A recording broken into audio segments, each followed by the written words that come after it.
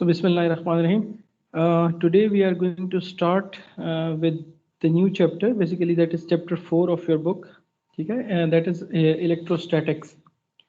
So last time we finished with the vector algebra and vector calculus chapter. ठीक है, उसको हमने बड़ी डिटेल से कवर किया था. उसमें जितने टॉपिक्स थे उसके ऊपर काफ़ी ज़्यादा टाइम स्पेंड किया था, क्योंकि हमने ये कहा था कि basically that chapter actually lies the mathematical foundations जिसके ऊपर के जो हमारे बाद वाले कॉन्सेप्ट्स हैं वो बिल्ड होंगे. ठीक है, so you can say कि जी from today's class we are actually starting with the electromagnetics concepts. ठीक है, and again the first chapter is the electrostatics. ठीक है, जिसमें हम electrostatics का पार्ट कवर करेंगे. उससे नेक्स्ट चैप्टर जो है वो magnetostatics है, and then we'll deal with electrodynamics. Okay, so this is the overview of what we are going to cover in this chapter. ठीक है, we are going to talk about charge distributions. ठीक है, charge के बारे में तो हमें पता ही है, लेकिन ये है कि when you have a group of charges, so then we talk about the distribution कि वो किस तरीके से distributed हैं, क्या वो linear distribution है या surface distribution है या volume distribution है. And if we are given one of these distributions, तो उससे अगर हमने total charge calculate करना है तो वो कैसे करेंगे. Then the next topic is basically the electric field from charges. So we already know कि जी the source of the electric field is basically charges. ठीक है, जो हमारे positive और negative point charges हैं जिसको हम कहते हैं, तो they are basically the source of electric field.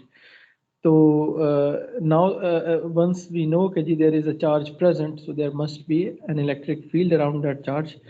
So if we have a charge distribution for example, तो उससे हमने जो electric field है वो कैसे determine करनी है. So that is basically the second topic, and we'll see कि जी basically we have two methods actually to calculate the electric fields, the Coulomb's law and the Gauss's law. ठीक है, so again इसके जो formulas हैं वो already आपने undergrad पे देखे हुए हैं, but we'll tackle a little bit more, slightly more complex problems, and also we are going to deal them with vector calculus concepts.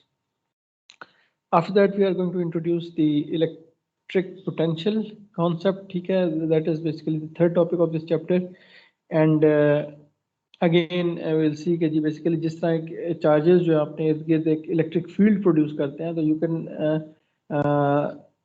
we can talk about an electrostatic potential that is also a field, but which is a scalar field around a charge. और फिर हम उसको देखेंगे कि उसका क्या फायदा है, and in fact we'll see कि we can actually use that also to calculate an electric field. So that would be basically the third method to calculate the electric field from the electrostatic potential. And then we are going to talk about some materials and their electrical properties. So we are going to talk about conductors. के conductors क्या होते हैं, हम उनको conductors क्यों कहते हैं, what is the conductivity. इसमें से कुछ concepts जो हैं वो आप already देख चुके हैं जो solid state electronics के अंदर, लेकिन we are going to talk about these concepts from electric field point of view. And then फिर जो है ना हम dielectric materials के ऊपर आएंगे कि जो हमारे dielectrics जिनको हम insulators भी कहते हैं, तो उनका बिहेवियर क्या होता है when they are placed in electric field. तो उसमें जो पोलराइजेशन का कॉन्सेप्ट है वो हम डिस्कस करेंगे, और उसको देखेंगे कि उसको मैथमेटिकली हम किस तरीके से मॉडल करते हैं. तो how the field strength changes, what is electric flux density, और इलेक्ट्रिक फ्लक्स डेंसिटी जो है वो किस तरीके से वेरी होती है इन the presence of these dielectric materials. Then we are going to talk about the boundary conditions. ठीक है, तो बेसिकली देखेंगे कि जब when we have two different materials, so of course when they are placed together, so there is a boundary between them. When the field is present in one material and then it moves on to the next material, so the electrical properties of the material changes. तो उस पर field के ऊपर क्या असर पड़ेगा और उसको हम किस तरीके से उसको किस तरीके से मैथमेटिकली हम फॉर्मुलेट कर सकते हैं. ठीक है, and in the end we are going to talk about the capacitors and capacitances. ठीक है, उसकी कैपेसिटेंस क्या होती है, कैपेसिटर्स और मुख्तलिफ कुछ एक दो टाइप के कैपेसिटर्स कैलकुलेट करने का तरीका देखेंगे. एंड विल सी कि जी जो कैपेसिटर्स इलेक्ट्रोस्टैटिक एनर्जी होल्ड कर रहे होते हैं तो उसकी फॉर्मुलेशन क्या है. ठीक है, so and in the and the general techniques how to solve the electrostatic boundary value problem. So these are basically the topics that we are going to cover in this chapter. Okay. So again, that constitutes the chapter 4 of your textbook. Okay, so I'm talking about Ulabi textbook. So we'll begin with the Maxwell's equations. Okay, so in fact, these 4 set of equations that you are seeing on your screen right now. Let me get my pen. So these are called Maxwell's equations. Okay, so actually they were put together by this person James Clerk Maxwell. ठीक है, जिसकी ये picture आपको नजर आ रही है. In late 19th century, so this was around 1870s, 1880s के अंदर जो है ना basically, sorry 1860s में 1866 67 something में Maxwell actually published these. ठीक है, तो in fact ये जो equations हैं, they have the same fundamental position in electromagnetic field theory as the Newton's law in जो आपकी न्यूटोनियन फिजिक्स के अंदर बेसिकली जो न्यूटन्स लॉ ऑफ मोशंस के की जो वैल्यू है, कि जो फाउंडेशनल वैल्यू है कि बेसिकली आपने कोई भी फोर्स और उसके ऊपर जो है ना फोर्स कैलकुलेट करनी है और मतलब वेलोसिटी एक्सेलरेशन, तो basically you have to go back to the Newton's law, और हर चीज़ जो है बेसिकली न्यूटन्स के लॉ से डिराइव हो रही होती है. तो जो मैक्सवेल्स इक्वेशन है, इनकी बेसिकली वही पोजीशन है इन इलेक्ट्रोमैग्नेटिक फील्ड थ्योरी में, कि उसी की तरह fundamental basically these are set of 4 fundamental rules, 4 fundamental laws, और उसके बाद जो भी प्रॉब्लम सॉल्विंग होती है it actually begins from this Maxwell's equation. ठीक है, मैक्सवेल्स इक्वेशन से ही आपकी वेव इक्वेशन जो है वो डिराइव होती है, जो कि आपकी इलेक्ट्रोमैग्नेटिक वेव फिनोमेना को एक्सप्लेन कर रही होती है. फिर अगर आपकी वेव्स जो है उनका इंटरेक्शन हो रहा है किसी मीडियम के साथ या किसी ऑब्जेक्ट के साथ, तो वो सारी की सारी जो है थ्योरी जो है वो बेसिकली मैक्सवेल्स की इक्वेशन से डिराइव हो रही होती है. फिर जो भी हम पीछे टॉपिक्स देख के आए थे, जिसमें कि हमारे अगर मुख्तलिफ तरह के ऑब्जेक्ट्स जब इलेक्ट्रिक फील्ड्स के साथ किस तरीके से इंटरेक्ट करते हैं, कंडक्टर्स के केस में उनका बिहेवियर क्या होता है, इंसुलेटर्स या डाइलेक्ट्रिक्स के केस में बिहेवियर क्या होता है, तो वो सब की सब जो है बेसिकली उसको जो हम स्टडी करते हैं, जो उसकी थ्योरी हमने डेवलप की है, all of this lies on these Maxwell equations. ठीक है, सो इस पॉइंट को स्ट्रेस करने का मकसद क्या है कि जी in fact these are the fundamentals, और फंडामेंटल्स का मतलब यह है कि these equations should be crystal clear if you want to truly understand these concepts. ठीक है, और आपकी जो सर्किट थ्योरी है वो भी मैं भी शायद आपको पहले भी बता चुका हूँ कि जो आपकी सर्किट थ्योरी है basically again that is based on electromagnetic field theory. आपके जो इलेक्ट्रोमैग्नेटिक फील्ड थ्योरी के कॉन्सेप्ट्स हैं, जब वो सर्किट्स के केस में अप्लाई होते हैं, स्पेशली वो सर्किट्स जो कि लो फ्रीक्वेंसी सर्किट्स होते हैं, तो वहाँ पे हम लम्प्ड पैरामीटर असम्पशन यूज़ करके बेसिकली सर्किट थ्योरी को डेवलप करते हैं. लेकिन again it is based on the electromagnetic field theory, और वहाँ पे जो उसके अंडरलाइंग कॉन्सेप्ट्स होते हैं वो ये इलेक्ट्रिक फील्ड्स और मैग्नेटिक फील्ड्स और current densities and charge densities होती हैं, that becomes currents and voltages and so on and so fourth. So in electrical engineering, in electronics engineering, and in telecom engineering, these equations, they have a very high and fundamental status, and that's why all the students need to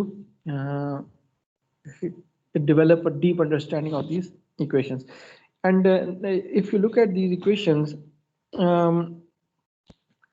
you can basically see कि basically this is the equation which is written in terms of the curl and divergences. ठीक है, तो यहाँ पे देखिए आपकी ये जो दो equations हैं, this is basically the divergence of D and the divergence of B. ठीक है, where D is the electric flux density या electrical displacement भी से कहते हैं, और B is the magnetic field magnetic flux density. ठीक है, तो basically you have the divergence of a magnetic field which is equal to something, and you have a divergence of electric displacement, electric flux density, which is equal to something. And then the other two equations, basically, they are relating the curl of the electric and magnetic fields. आपकी curl जो electric field की है वो किस चीज़ के equal है, और आपकी जो curl of magnetic field है वो किस चीज़ के equal है. तो now you can probably understand कि जी हमने वो जो इतना टाइम स्पेंड किया था वेक्टर कैलकुलस के ऊपर डाइवर्जेंस और कर्ल की अंडरस्टैंडिंग डेवलप करने में, तो उसका मेन रीज़न क्या थी? Because our fundamental laws of the electromagnetic field theory, it is expressed in terms of the curls and the divergence of these vector field quantities. So once we know कि what is a divergence and what is its significance, वो हमें divergence क्या चीज़ बता रही है, या curl या जो circulation क्या होती है और वो हमें क्या चीज़ बता रही है, तो now we can basically develop an understanding of these equations, और हम इसको देख सकते हैं कि उसका exactly क्या मतलब है.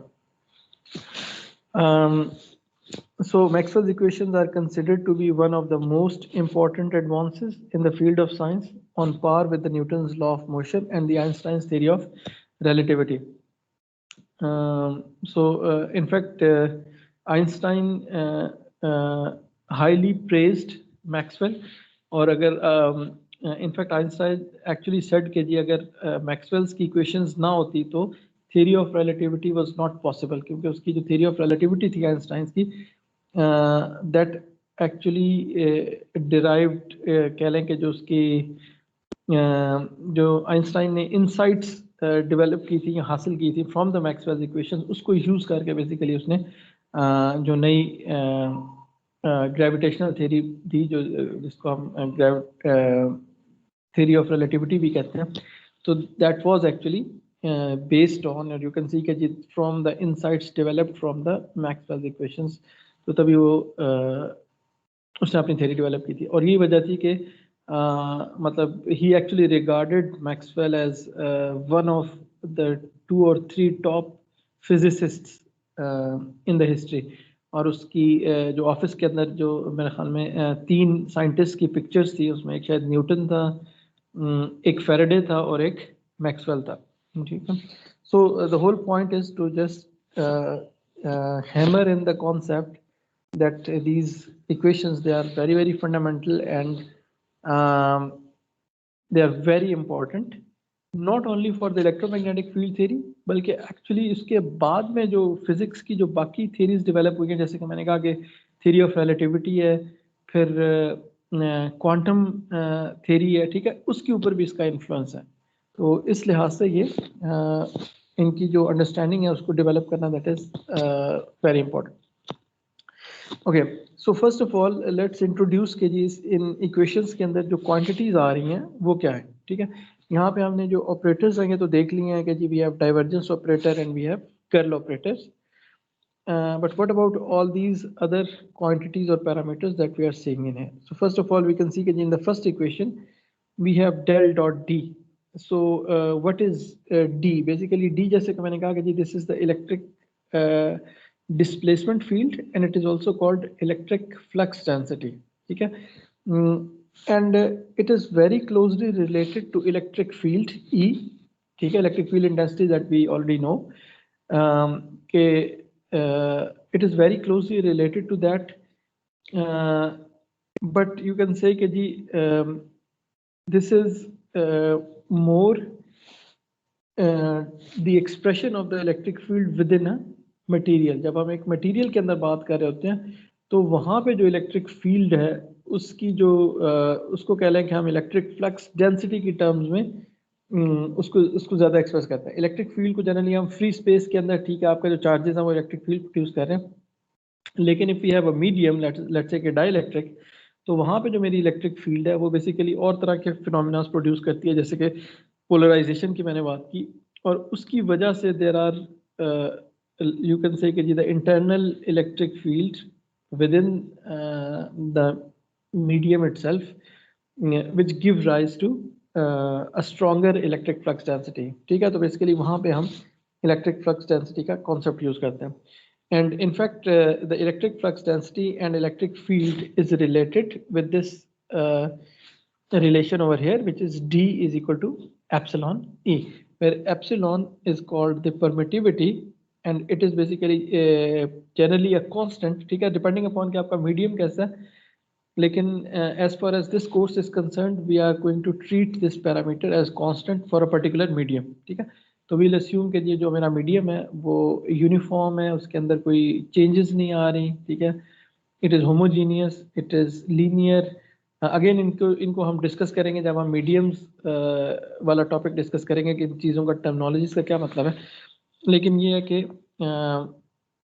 यू कैन सी कि जी इलेक्ट्रिक फ्लक्स डेंसिटी और इलेक्ट्रिक फील्ड जो है वो लीनियरली रिलेटेड है, यानी कि अगर इलेक्ट्रिक फील्ड ज़्यादा हो रही है तो इलेक्ट्रिक फ्लक्स डेंसिटी इंक्रीज कर रही है, और उसको बेसिकली उसके साथ सिंपली एक कांस्टेंट ऑफ प्रोपोर्शनैलिटी एप्सिलॉन आ रहा है जो कि मटेरियल के ऊपर डिपेंडेंट है, ठीक है. तो कुछ मटेरियल्स के अंदर जो है ना आपकी अगर आपकी इलेक्ट्रिक फील्ड है तो वो ज़्यादा इलेक्ट्रिक फ्लक्स डेंसिटी प्रोड्यूस करेगी क्योंकि उनका एप्सिलॉन ज़्यादा होगा, कुछ में वो कम प्रोड्यूस करेगी क्योंकि उनका एप्सिलॉन कम होगा. But in essence both the quantities they are basically originating from the same thing, they are closely linked together and they are basically originating from charges, ठीक है, कि वो चार्ज जो है वो इलेक्ट्रिक फील्ड भी प्रोड्यूस कर रहा है और उसी की वजह से बेसिकली आपकी इलेक्ट्रिक फ्लक्स डेंसिटी भी होती है. And in fact this is also apparent from the units as well. अगर आप इलेक्ट्रिक फ्लक्स डेंसिटी या इलेक्ट्रिक डिस्प्लेसमेंट की अगर आप यूनिट्स देखें तो it has the units of coulombs per metre square because it's density, जैसे मैंने कहा कि जी इट्स इलेक्ट्रिक फ्लक्स डेंसिटी, तो उसमें जो मीटर स्क्वायर किया है वो तो बेसिकली उस डेंसिटी की वजह से आ गए, और उसके जो एक्चुअल यूनिट्स हैं वो क्या हैं, कूलोम्स वाले. तो it has the same units as the charge. So again because electric flux की अगर आपको याद हो तो इलेक्ट्रिक फ्लक्स के भी वही यूनिट्स होते हैं. So if this is electric flux phi E, तो इसके यूनिट्स जो होते हैं ये भी बेसिकली कूलोम्स होते हैं. अगर आपने गोजेस लॉ अगर आपको याद हो जिस पे हम कहते हैं कि जी net flux is equal to total charge Q, तो इसका मतलब है कि on the right hand side we have the same units and on the left hand side of the equation we must have the same units. तो एक side पे हमारा flux है और दूसरी साइड पे हमारी total charge enclosed है, तो that means कि the flux has the same dimensions or the same units as the coulombs, and because this d is simply flux density, that is the total flux over a particular area, so that is coulombs per meter square, ठीक है. तो units are very important and you have to remember the unit. और यहाँ पे of course ये उसका very close relationship charge के साथ बता भी रही है कि जी basically the charges are responsible for the electric flux or the electric flux density. The second quantity is the electric field intensity, and again we are जो है ना familiar with it कि जी electric field क्या होती है. जब electric charges की वजह से electric field produce होती है उसके units volts per meter होते हैं. तो this is electric field. And again as I said कि जी ये दो equations जो हैं basically they are the equations that are relating the electric quantities, क्योंकि आपकी इलेक्ट्रिक फील्ड भी एक इलेक्ट्रिक क्वांटिटी है और आपकी इलेक्ट्रिक फ्लक्स डेंसिटी भी एक इलेक्ट्रिक क्वांटिटी है जो कि चार्जेस की वजह से आ रही है. And then we have B, which is basically the magnetic flux density, which is sometimes also called magnetic field, ठीक है.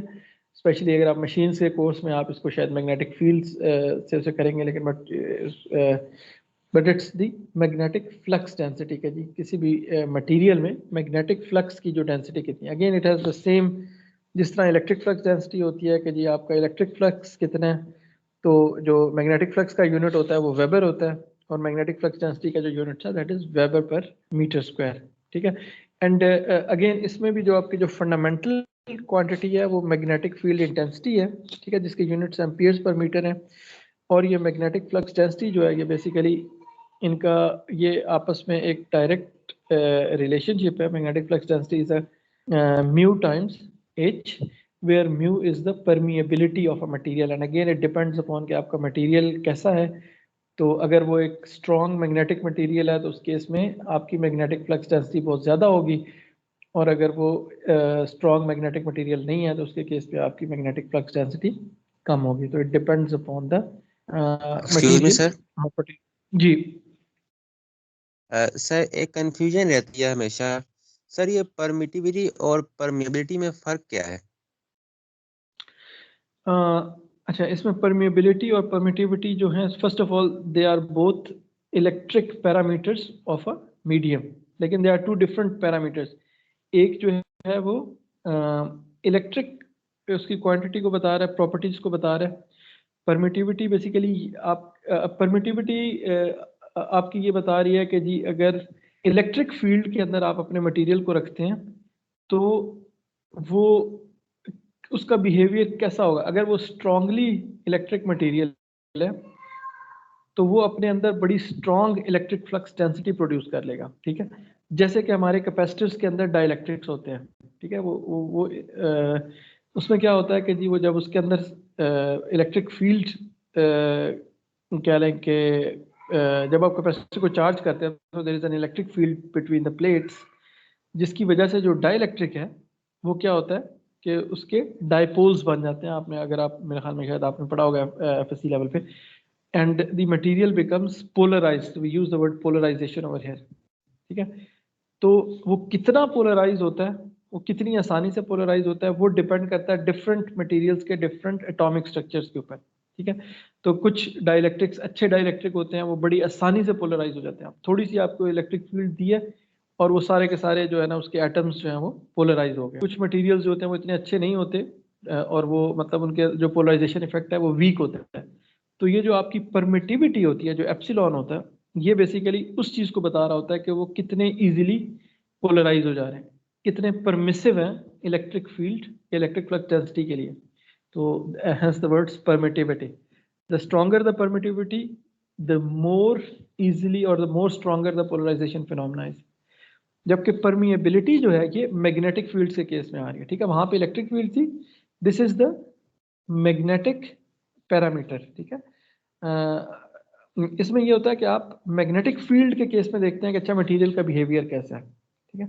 तो अगर आप मैग्नेटिक फील्ड आप प्रोड्यूस कर रहे हैं किसी मटेरियल के अंदर तो उसमें वो चीज़ हम कहते हैं कि जी उसमें मैग्नेटाइज हो गए उसके एटम्स, या उसमें जिससे कि जैसे कि हम आप इलेक्ट्रोमैग्नेट्स प्रोड्यूस करते हैं, राइट। आप करंट फ्लो करते हैं कॉइल के अंदर, उसके अंदर अगर आयरन का पीस है तो देन इट बिकम्स मैग्नेटाइज्ड। और उसमें क्या होता है कि जी उसमें भी इसी तरह होता है कि जी आपके एटॉमिक स्ट्रक्चर के ऊपर आपकी डिपेंड कर रही होती है आपके मटेरियल की, लेकिन वहाँ पे मैग्नेटिक फील्ड लाइंस की वजह से, मैग्नेटिक फ्लक्स डेंसिटी या मैग्नेटिक फील्ड इंटेंसिटी की वजह से आपका जो मटेरियल है वो मैग्नेटाइज हो जाता है और उसके अंदर बड़ी स्ट्रॉन्ग मैग्नेटिक फील्ड प्रोड्यूस हो जाती है, ठीक है। तो ये चीज़ जो है कि हम लोग जब मोटर्स और जनरेटर्स वगैरह वाला आप पढ़ेंगे तो वहाँ पे ये वाला फिनोमेना हम यूज़ करते हैं, क्योंकि वहाँ पे हम आपने देखा होगा कि हमारी मोटर्स की जो कॉइल्स होती हैं या ट्रांसफार्मर्स जो है वो अक्सर मतलब वो मेटेलिक स्ट्रक्चर्स होते हैं जिनके ऊपर हम उनको वाइंड करते हैं, ठीक है। क्योंकि ये जो मेटेलिक ज़्यादातर जो मेटल्स होते हैं स्पेशली आयरन वगैरह, they are very strong magnetic materials, their permeability is very very high. So जिसका मतलब ये है कि वो मैग्नेटिक फील्ड के केस में बड़ा स्ट्रांगली रिस्पॉन्स करते हैं। थोड़ी सी भी मैग्नेटिक फील्ड अगर आप के अंदर उनको प्लेस करें तो दे बिकम्स वेरी स्ट्रांगली मैग्नेटाइज्ड, ठीक है। लेकिन other materials they do not have this behaviour. For example would के केस में अगर आप उसको किसी मैग्नेटिक फील्ड में रखेंगे तो it will not get magnetised, तो उसकी परमिएबिलिटी बहुत कम होगी। तो these are two different things, क्योंकि जो परमिटिविटी है basically that is related to electric field and the behaviour of the material with respect to electric field, and permeability is the behavior of the material with respect to magnetic field, ठीक है। तो अगर आप एक medium की बात कर रहे हैं, किसी मटेरियल की बात कर रहे हैं, तो उसकी एक एप्सिलॉन की वैल्यू होगी और उसकी एक म्यू की वैल्यू होगी। हो सकता है कि वो बड़ा अच्छा पोलराइजेबल मटेरियल हो, जैसे कि हमारे डाइलेक्ट्रिक्स जनरली होते हैं, उसकी एप्सिलॉन की वैल्यू बड़ी स्ट्रांग है लेकिन उसकी म्यू की वैल्यू बहुत स्मॉल है। या दूसरे केस में अक्सर ऐसा होता है कि आपका मटेरियल बड़ा अच्छा जो है वो मैग्नेटाइजेबल मटेरियल होता है, उसकी परमिएबिलिटी की वैल्यू बहुत हाई होती है लेकिन उसकी परमिटिविटी की वैल्यू बहुत स्मॉल होती है, जैसे कि आपकी आयरन है या आयरन से कोई आयरन रिलेटेड अदर कंपाउंड्स हैं, ठीक है, जो आयरन से मिलके बनता है दूसरे मेटेलिक अलॉयज, आयरन के अलॉयज हैं। तो these are two different parameters, epsilon and mu. And again जो बेसिकली इसके ऊपर हम ज़्यादा डिटेल में बात करेंगे जब हम इन मटेरियल्स को डिस्कस करेंगे, जब हम आगे डाइलेक्ट्रिक का टॉपिक आएगा और जब अगले चैप्टर में हम मैग्नेटिक फील्ड के केस में जब हम मैग्नेटाइजेशन को डिस्कस करेंगे तो वहाँ पे म्यू वगैरह की कि जी म्यू कहाँ से आ जाता है, आगे म्यू जो होते हैं किसी मटेरियल की वो कैसे फाइंड करते हैं, उसको मैग्नेटाइजेशन की टर्म्स में कैसे लिखते हैं, सो ऑन एंड सो फोर्थ। तो ये वाली चीज़ें जो है इंशाल्लाह हम लोग बड़ी डिटेल में कवर करेंगे, so hopefully this things will clear out. But we are going to progressively build these concepts. So in this section, in this few slides, I'm going to introduce all these terminologies, ताकि क्योंकि ये बाद में यही terminologies आपकी बार बार use होंगी until the end of the course. So it is important that you मतलब आप इनको पता हो कि जी आप किन क्वांटिटीज की बात करें, उसके यूनिट्स क्या है, एटलीस्ट यूनिट्स की फेमिलियरिटी, और एक जनरल जो है ना उसका कॉन्सेप्ट क्या चीज़ है. एक फ्लक्स डेंसिटी है, एक फील्ड है, फील्ड इंटेंसिटी है. ठीक है, तो दो बेसिकली हमारे पास फ्लक्स डेंसिटीज हैं and two are basically the field intensity. Sir then sir ji sir ji sir ji एक बोले. क्वेश्चन और था. सर मैग्नेटिक फील्ड इंटेंसिटी और मैग्नेटिक फ्लक्स डेंसिटी, सर जो इंटेंसिटी है या हमारे पास डेंसिटी है हम लोग किसी एरिया पे देख रहे होते हैं, तो दोनों क्वांटिटीज फिर मतलब हम लोग उनको यूज किस तरह करेंगे? नहीं, हम लोग मैग्नेटिक किसी फील्ड खास एरिया में हमेशा डेंसिटी भी देखते हैं और इंटेंसिटी भी देखते हैं. नहीं, इंटेंसिटी के लिए हम हमें कोई एरिया की जरूरत नहीं होती. मतलब मैग्नेटिक फील्ड के केस में जैसा इलेक्ट्रिक फील्ड इंटेंसिटी थी, इंटेंसिटी तो बेसिकली सिंपली इंटेंस. इंटेंस का मतलब क्या होता है कि कोई चीज़ कितनी स्ट्रांग है. जनरली इंटेंसिटी का वर्ड इसलिए यूज होता है हाउ इंटेंस इट इज, लेकिन उसमें कहीं वो कॉन्सेप्ट नहीं आ रहा कि आपने कोई वॉल्यूम या कोई एरिया लेना है जिसके ऊपर आपने लेना है. तो वो डेंसिटी के अंदर आ जाता है. जब आप डेंसिटी की बात कर रहे होते हैं तो वो हमेशा किसी वॉल्यूम के ऊपर या किसी एरिया के ऊपर होती है. लेकिन इंटेंसिटी बेसिकली इटसेल्फ उसमें कोई ये चीज़ नहीं है. वो सिंपली एक पॉइंट क्वांटिटी. ऑल्दो वैसे मैग्नेटिक फ्लक्स डेंसिटी और इलेक्ट्रिक फ्लक्स डेंसिटी वो भी पॉइंट क्वांटिटी है, हम उनको एक पॉइंट के ऊपर डिफाइन कर सकते हैं. लेकिन वहाँ पे आप अज्यूम ये कर रहे हैं कि जी आप एक पॉइंट के इर्द गिर्द आपने या एक छोटा सा एरिया लिया हुआ है और उसके ऊपर आप उसकी इंटेंसिटी देखें. लेकिन इंटेंसिटी इटसेल्फ उसमें you don't have to think in terms of कि जी हमारे पास एक एरिया होगा तो उसके ऊपर हम देखेंगे. इसमें एक और ओके तरीके से सर. जिसको आप विजुलाइज कर सकते हैं वो ये कि इंटेंसिटीज वाली जो है ना ई और एच, ये कह लें कि ये मोर फंडामेंटल है. यानी कि ये बेसिकली दैट इज मीडियम, या मीडियम अगर प्रेजेंट नहीं है, जिस तरह फ्री स्पेस है ना, let's say when we are in the free space there is no material medium. तो उस केस में आपकी जो है वो वहाँ पे हम जनरली इलेक्ट्रिक फील्ड इंटेंसिटी और मैग्नेटिक फील्ड इंटेंसिटी की टर्म्स में बात करते हैं. वहाँ पे भी आपकी इलेक्ट्रिक फ्लक्स डेंसिटी और मैग्नेटिक फ्लक्स डेंसिटी होती है, because for the free space you have epsilon not and mu naught. ठीक है, तो उससे बेसिकली आप इलेक्ट्रिक फ्लक्स डेंसिटी और मैग्नेटिक फ्लक्स डेंसिटी कैलकुलेट कर सकते हैं. लेकिन मतलब सर अगर हम लोगों ने किसी पॉइंट चार्ज की बात करनी है, किसी पॉइंट की बात करनी है, तो वहाँ पे हम लोग इंटेंसिटीज यूज करेंगे, और अगर इससे बिगर एरिया की बात करें तो वहाँ पे हम लोग डेंसिटीज की बात करेंगे. इस तरह कह अच्छा, सकते हैं. नहीं, क्योंकि वही मैंने बताया ना कि जी आपकी जो मैग्नेटिक फ्लक्स डेंसिटी है और ये भी पॉइंट क्वांटिटीज हैं. यानी इसका मतलब ये हुआ कि इसको भी जो आपकी बी है ये भी it is a function of x y and z. इसका मतलब ये है कि अगर आप एक्स वाई जी किसी पॉइंट के कोई कोऑर्डिनेट्स इसके अंदर डालेंगे तो उस पॉइंट के ऊपर आपके पास मैग्नेटिक फ्लक्स डेंसिटी की वैल्यू भी आ जाएगी. ठीक है, ज़रूरी नहीं है कि आपके पास एक बिगर एरिया हो तो उसके अंदर से आप, अगर आपके पास एक बिगर एरिया है ना तो वो डेंसिटी नहीं रहेगी, वो फ्लक्स बन जाएगा. राइट. अगर लेट्स से कि आपके पास एक एरिया है और आप कहते हैं कि इसके अंदर से अगर इसको आप इंटीग्रेट करते हो उस मैग्नेटिक फ्लक्स डेंसिटी को उस पूरे एरिया पे, तो ऑफ कोर्स वो इसमें जो ये जो मीटर स्क्वायर वाला है, जब एरिया के साथ उसका मीटर स्क्वायर उसके साथ कैंसिल आउट हो जाएगा and ultimately you will gate electric flux through that area. तो जब हम डेंसिटी की बात कर रहे हैं तो density itself is a point quantity. लेकिन you can think of it कि जी basically you can integrate it over an area to get the flux, और मतलब जिसकी भी वो डेंसिटी है, जिस चीज़ की भी डेंसिटी है उस चीज़ को आप कैलकुलेट कर सकते हैं when you integrate it over an area. जैसे कि लेट्स से कि आपकी जो मास डेंसिटी होती है। हमारी मास क्या होती है जनरली, जो हम डेंसिटी को कहते हैं जी, that is mass divide by volume. ठीक है, कोई चीज़ कितना डेंस है कि वो उसका मास कितना है और वो कितने वॉल्यूम के अंदर वो मास पड़ा हुआ है, तो उसकी डेंसिटी होती है। बेसिकली डेंसिटीज बहुत तरह की डेंसिटीज होती हैं, तो इसको आप मास डेंसिटी कह सकते हैं। और इस केस में ये जो मास डेंसिटी है, ये बेसिकली एक पॉइंट क्वांटिटी हमें बता रहे हैं कि जी इतने पर मीटर क्यूब, मतलब लेट्स से कि वाटर की डेंस मास डेंसिटी और है, किसी और मटेरियल की मास डेंसिटी और है। और अगर हम उसको लेट्स से कि जब अगर तो एक नंबर है तो हम अज्यूम करते हैं कि वो कांस्टेंट है mass density through out the volume, लेकिन ज़रूरी नहीं है कि वो कांस्टेंट हो। यू कैन हैव मटेरियल जिसमें कि जी it is more dense in this region and less dense in this region and slightly more dense in this region. तो वहाँ पे बेसिकली आपकी डेंसिटी जो एक फंक्शन होगा एक्स वाई और जी का, कि कहीं पे उसकी वैल्यू ज़्यादा है, कहीं पे कम है।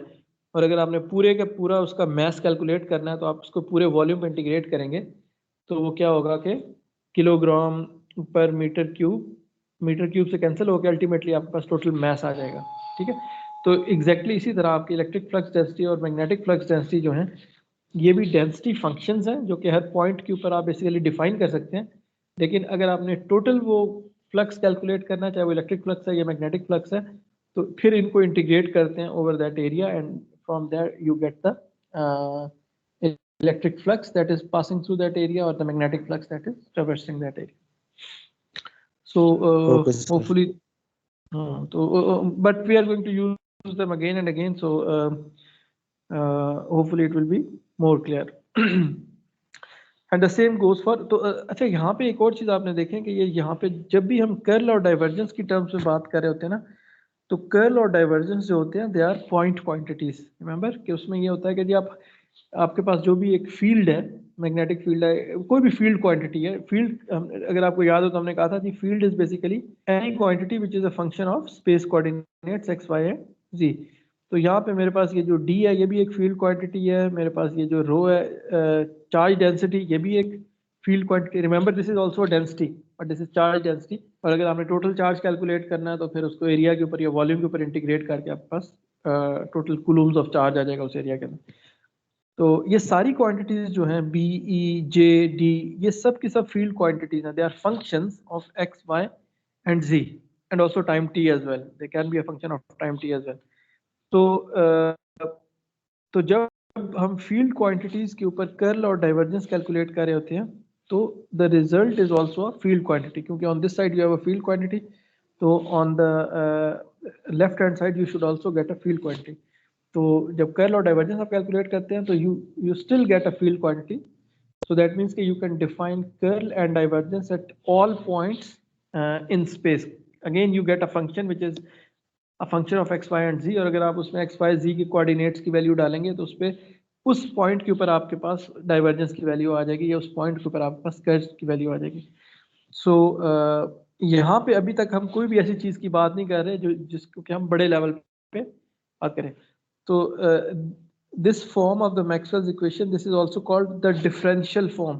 ठीक है, डिफरेंशियल फॉर्म इसको क्यों कहते हैं? क्योंकि ये जो कर्ल और डाइवर्जेंस है ये डिफरेंशियल ऑपरेटर है, pi by partial x, pi by partial by partial y and so on and so forth. ठीक है, डी बाई डी एक्स या डी बाई डी वाई की टर्म्स में हम लिखते हैं। तो these are the differential forms. In fact अगर हम इनको विल सी के जी इन द चैप्टर 6 के जी हम we can write this in the equations in terms of integral notation as well, कि जी अगर आप इनको इंटीग्रेट कर लें दोनों साइडों पे तो फिर ये होगा कि जी उस जो मैक्सवेल्स इक्वेशंस है उनको हम अपनी इंटीग्रल फॉर्म में लिख लेते हैं। वहाँ पे ये होता है कि ये पॉइंट क्वांटिटीज नहीं रहती, वहाँ पे वो बड़े स्केल पे क्वांटिटीज बन जाती हैं। यू विल सी कि ये चार्ज डेंसिटी जो है वो टोटल चार्ज बन जाएगा। जैसे कि आपने बेसिकली गॉसेस लॉ जनरली जो आपने देखा हुआ है गॉसेस लॉ, वो क्या होता है डी डॉट डी एस। ठीक है, उसको अगर आप उसको इंटीग्रेट करें that is equal to total charge Q. तो अगर आपके क्लोज सरफेस के ऊपर आप इलेक्ट्रिक फ्लक्स डेंसिटी को इंटीग्रेट कर रहे हैं तो that is equal to the total charge Q in closed. तो बेसिकली ये जो दो इक्वेशंस हैं they are the same equation, one is written in the differential form and the other is written in the integration form या integral form जिसको हम कहते हैं, ठीक है। तो ये बेसिकली दो फॉर्म्स है सारी मैक्सवेल्स इक्वेशंस की, but again I do not want to go there right now. यहाँ पे बेसिकली ये जो आपकी क्वांटिटी है, जब मैंने इस डेंसिटी को इंटीग्रेट किया सरफेस के ऊपर, तो it becomes the electric flux, ठीक है। On this side it becomes electric flux and this flux is equal to the total charge. तो यहाँ पे हम उसके बड़े स्केल पे चले गए लेकिन इस डिफरेंशियल फॉर्म में we are at a point scale, basically यहाँ पे हम हर पॉइंट के ऊपर चीज़ों को डिफाइन कर रहे हैं, these are all point quantities, ठीक है। इसलिए इसको पॉइंट फॉर्म भी कहते हैं और डिफरेंशियल फॉर्म भी कहते हैं। अच्छा, ये तो इसकी इसमें फिर जो लास्ट क्वांटिटी थी बेसिकली जो रह गई थी, that was so this is the volume charge density, ठीक है। Small subscript v is basically telling us कि this is the volume charge density, so it is defined in terms of coulombs per meter cube. But this is again, please, this is the free volume charge density, यानी ऐसे charges जो कि free charges हो, जो कि easily move कर सकते हो। अगर आप लेट्स से के हम कंडक्टर्स की बाद में बात करेंगे तो उसमें कुछ बाउंड चार्जेस भी होते हैं जो कि बड़ी स्ट्रांगली जो है ना वो आपके न्यूक्लियस के साथ बाउंड होते हैं, राइट, जो इनर ऑर्बिट्स के अंदर आपके इलेक्ट्रॉन होते हैं। तो यहाँ पे हम उन चार्जेस की बात नहीं कर रहे हैं, हम उन चार्जेस की बात नहीं कर रहे जो न्यूक्लियस के अंदर हैं, but we are talking about the charges, they are mobile and which can easily move within the material. But again this ये जो कह लें कि specification है, this will be more clear when we'll talk about this later. Electric current density, again इसके units होते हैं ampere per metre square, depends upon के जी आप उसके सरफेस करंट डेंसिटी है या volume current density. Generally most of the time you will see that you will talk about the surface current density, so units will be ampere per meter square.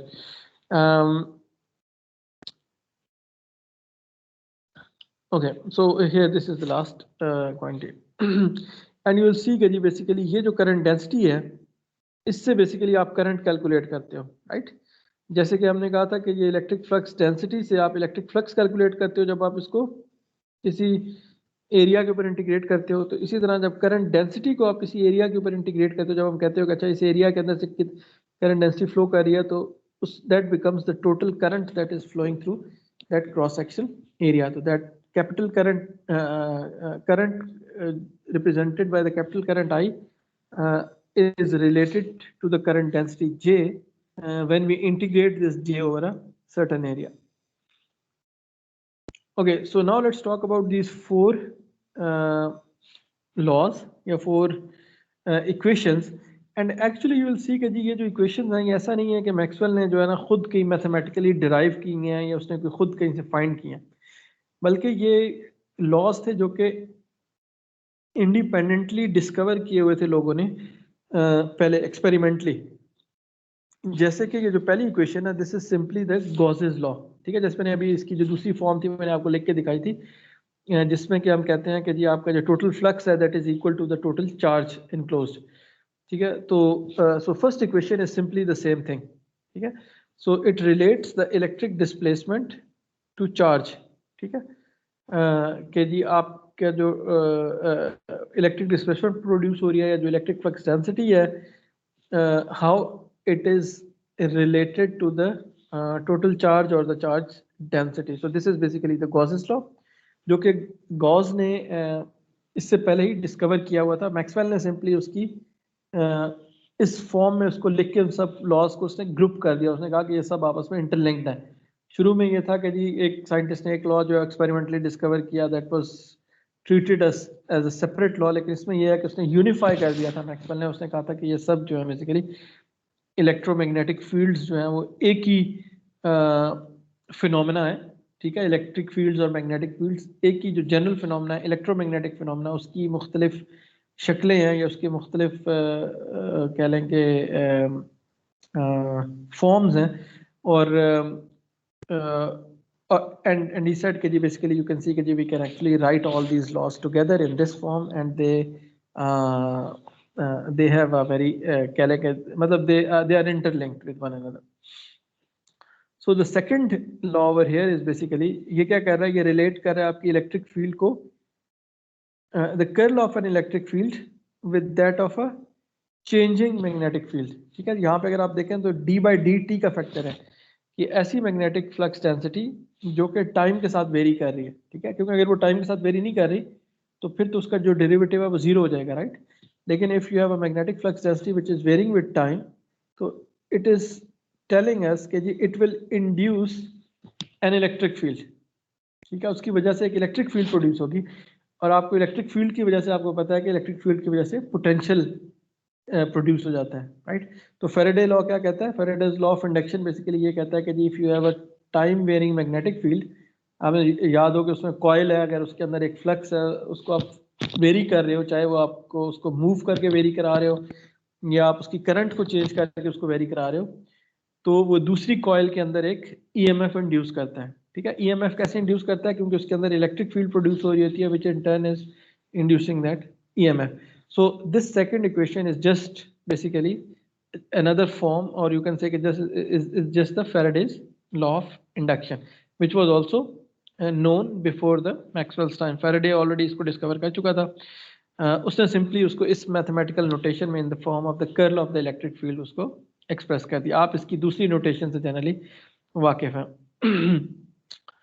But यहाँ पे एक चीज जो आपने notice करना है कि यहाँ पे basically we need to have a time varying magnetic field.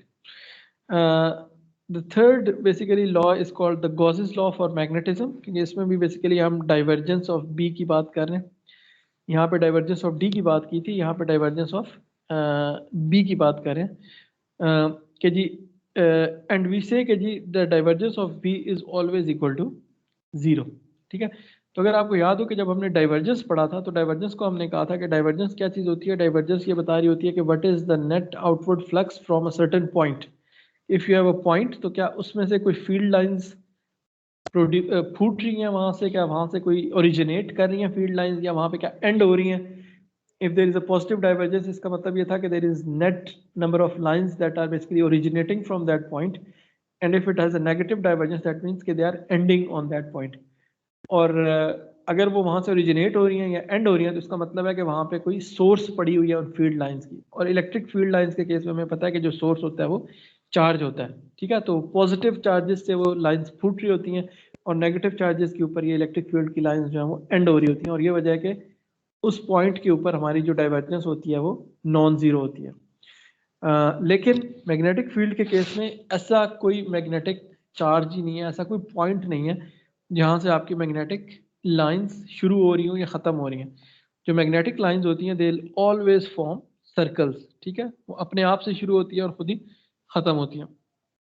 उसमें कोई ऐसा मैग्नेटिक चार्ज नहीं है जिसको कि आप आइसोलेट कर सकें और आप कहेंगे जी नहीं यहाँ से जो है ना मेरी मैग्नेटिक फील्ड की जो लाइंस हैं वो ओरिजिनेट कर रही हैं. whenever you will see a magnetic field it is always forming circles, so it is always ending on one another. तो उसमें हमेशा लूप्स होंगे, चाहे वो आपकी बार मैग्नेट की मैग्नेटिक फील्ड है या वो आपकी करंट कैरिंग कंडक्टर की मैग्नेटिक फील्ड है, they will always form circles.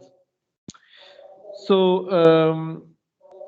यहाँ पे बेसिकली ये जो इक्वेशन है गॉसेस लॉ की, ये सिंपली उसी की तरफ इशारा कर रही है कि आपकी जो मैग्नेटिक फील्ड्स हैं they do not have any originating, they do not have any sources or sinks. ठीक है, तो कोई ऐसा, और you can in other words you can say कि जी the magnetic charges they do not exist. ठीक है, so this is called the Gauss's law of magnetism. So this is just another form of the Gauss's law. And the last equation is basically the Ampere's law. ठीक है, Ampere's law again that was known before. Ampere's law क्या कहता है कि if you have current, then that current will produce a magnetic field. ठीक है, Ampere's law ने क्या कहा था, if you have a current carrying conductor, that current carrying conductor will produce a magnetic field around it. लेकिन जो Ampere's law था उसमें ये वाली टर्म नहीं थी, partial d by dt. ठीक है, this is the displacement current density. ये जो टर्म है ये मैक्सवेल ने खुद इंट्रोड्यूस की थी इस वाली टर्म को देख के. ठीक है, उसने कहा था कि यहाँ पे अगर मैं देखें इलेक्ट्रिक फील्ड की अगर मैं इक्वेशन को देखूं तो या when the curl of an electric field is equal to the time rate of change of magnetic field, तो इसका मतलब है कि curl of the magnetic field should also be equal to time rate of change of electric field या electric flux density. ठीक है। तो इस टर्म को देख के उसने कहा कि जी यहाँ पे भी एक इस तरह की टर्म आनी चाहिए कि जिसमें कि आपकी टाइम वेरिंग इलेक्ट्रिक फील्ड जो है वो बेसिकली रिलेटेड हो टाइम वेरिंग एक मैग्नेटिक फील्ड के साथ। तो ये वाली जो टर्म है ये बेसिकली मैक्सवेल की कंट्रीब्यूशन है, जिसको कि हम इलेक्ट्रिक डिस्प्लेसमेंट करंट भी कहते हैं। ठीक है, तो इसको हम बेसिकली इलेक्ट्रिक डिस्प्लेसमेंट, डी को हम कहते हैं इलेक्ट्रिक डिस्प्लेसमेंट फील्ड या इलेक्ट्रिक डिस्प्लेसमेंट, और D T by D T को D capital D by D T को हम कहते हैं कि इलेक्ट्रिक डिस्प्लेसमेंट करंट। ठीक है, तो यू कैन सी कि जी ये आपकी एक करंट है, अगर उसके साथ सम हो रही है दूसरी क्वांटिटी तो इसकी डायमेंशन जो भी करंट की होनी चाहिए, और इसकी जो again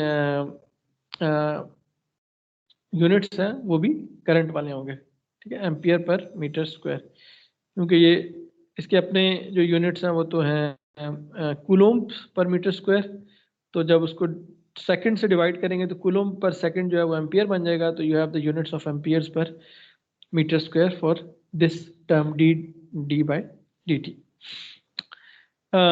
So anyhow, so you can see कि basically the main contribution of the Maxwell was not that he actually derived these laws, कि उसने जब उनको discover किया या उनको derive किया, बल्कि these laws were already there, ठीक है, but they were scattered, ठीक है, किसी जर्नल में था, किसी बुक में था, किसी में, and the people used to think कि they are different phenomena, और एक इलेक्ट्रिक फिनोमेना होता है उसको ये चीज कर रही है, एक इंडक्शन एक और चीज है, एक जो है ना करंट कैरिंग कंडक्टर से एक फील्ड जो प्रोड्यूस करना वो एक और चीज़ है। मतलब उन सबको सेपरेटली ट्रीट किया जा रहा था, separate branches of physics. But the genius of Maxwell was to see the pattern between them, the commonality between them, and to combine all these laws together and set के जी नहीं, basically मैं उसने इन सबको यूनिफाई कर दिया and says and set के जी actually they are just the facets, they are just the forms of a same phenomena which is the electromagnetic phenomena। ठीक है, और उसकी मुख्तलिफ शक्लें हैं। और इनफैक्ट जो उसके बाद जो यूनिफाइंग, अब आपको शायद आपने पता ही होगा कि जी अभी हमारे पास फंडामेंटल जो है तकरीबन 4 फोर्सेस जो है, बल्कि अब 3 फोर्सेस रह गई हैं जो कह लेंगे फंडामेंटल फोर्सेस ऑफ फिजिक्स जिसको हम कहते हैं, राइट। एक स्ट्रॉन्ग न्यूक्लियर फोर्स है, एक इलेक्ट्रोमैग्नेटिक फोर्स है जिसको अब हम इलेक्ट्रो वीक फोर्स कहते हैं। ठीक है, जिसमें वीक न्यूक्लियर फोर्स और इलेक्ट्रोमैग्नेटिक फोर्स को भी इकट्ठा करके वीक न्यूक्लियर फोर्स बना दिया गया, और एक ग्रेविटेशनल फोर्स है। ठीक है, तो एक स्ट्रॉन्ग न्यूक्लियर फोर्स, एक ग्रेविटेशनल फोर्स और एक इलेक्ट्रो वीक फोर्स। अभी तक नेचर में ये 3 जो फोर्सेस हैं, ये कोई भी जो फिनोमेना है जहाँ पे भी आप फोर्सेस की बात करेंगे तो अल्टीमेटली जो फंडामेंटल ये 3 फोर्सेस एग्जिस्ट कर रही हैं। ठीक है, इसके अलावा कोई और भी फोर्स है तो this is just you can say कि जी कॉम्बिनेशन और a form of these force. जैसे कि फॉर एग्जांपल आपके एक फ्रिक्शनल फोर्स है जिसको हम कहते हैं कि जी फोर्स ऑफ फ्रिक्शन है, तो that is just another form of an electromagnetic force कि जी जब आप 2 मीडियम्स आपस में एक दूसरे के ऊपर होते हैं तो उसके अंदर जो उनके एटम्स के दरमियान जो इलेक्ट्रोमैग्नेटिक फोर्स होती है that acts as a frictional force. ठीक है, तो because it opposes the direction of motion. इसके अलावा जितनी भी फोर्सेस हैं वो इन सब की ही उसको इनकी फॉर्म में आप कह सकते हैं रिजॉल्व कर सकते हैं, या उनको इनकी फॉर्म में आप एक्सप्लेन कर सकते हैं। लेकिन एट द फंडामेंटल लेवल अभी तक हमारे पास 3 फोर्सेस हैं, और अभी जो एक बहुत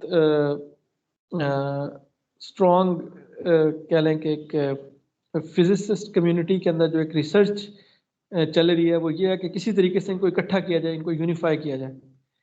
इनफैक्ट जो आप जो आइंस्टाइन था वो सारी ज़िंदगी अपनी यही करते हुए उसकी आखिरी जो ज़िंदगी के 15-20 साल थे वो इसी कोशिश में लग गया कि मैं किसी तरीके से इन फंडामेंटल फोर्सेस को इकट्ठा कर सकूं, लेकिन that was unfortunately he was not successful. तो but that journey it actually started with Maxwell, जब उसने इलेक्ट्रिक फोर्स और मैग्नेटिक फोर्स को यूनिफाई करके उसने कहा कि जी ये दोनों एक ही चीज़ है, इलेक्ट्रोमैग्नेटिक फोर्स है।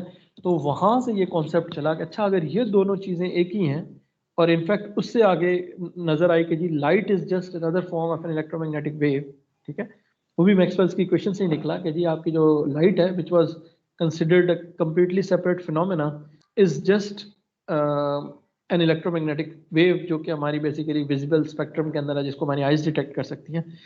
तो वहाँ से लगा कि इसका मतलब है कि बाकी जितने भी फिजिक्स के फिनोमेना है वो सब भी, उनकी भी रूट जो है वो एक ही है, ठीक है, उनको भी हम इकट्ठा किया जा सकता है।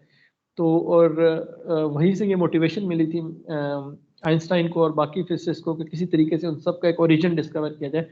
और इनफैक्ट अभी तक ये कोशिश जारी है, इसकी बहुत सारी थेरीज आती रहती हैं। आपने शायद स्ट्रिंग थेरी का नाम सुना होगा।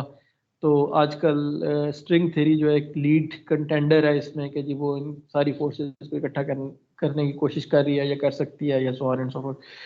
तो but actually that movement you can say it started with the Maxwell.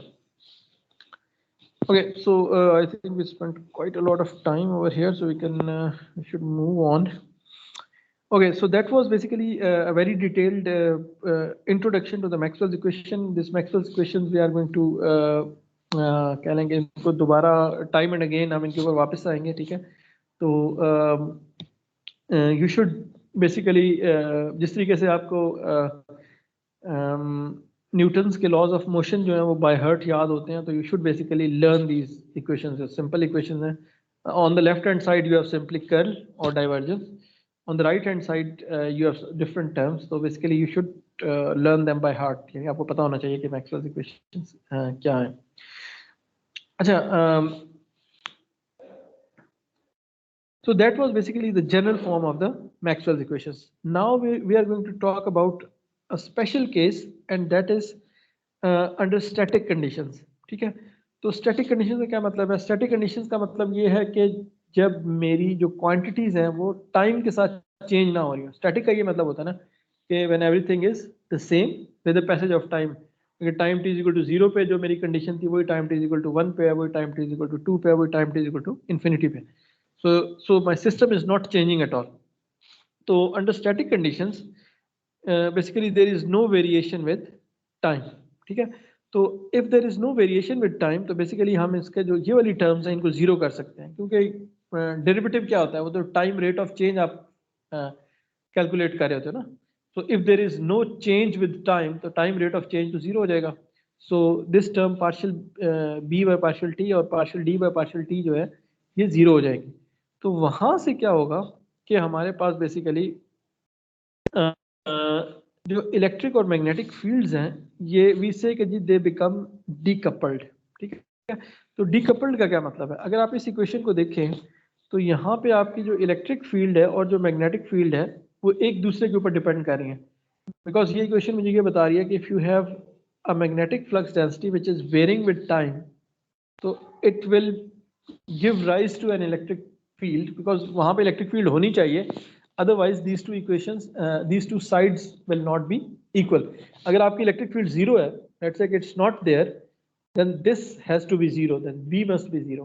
But if you have a time varying B field, that means that you must have an accompanying time varying electric field, ठीक है।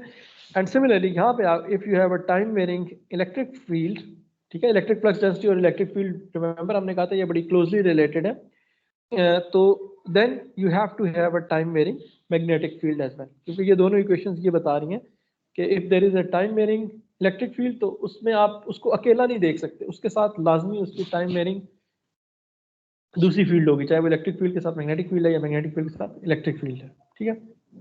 And in fact this is what leads to the electromagnetic wave phenomena. आपको पता है कि जो आपकी electromagnetic waves हैं वो एक दफा जब आप कुछ जनरेट कर दें तो they can sustain on their own.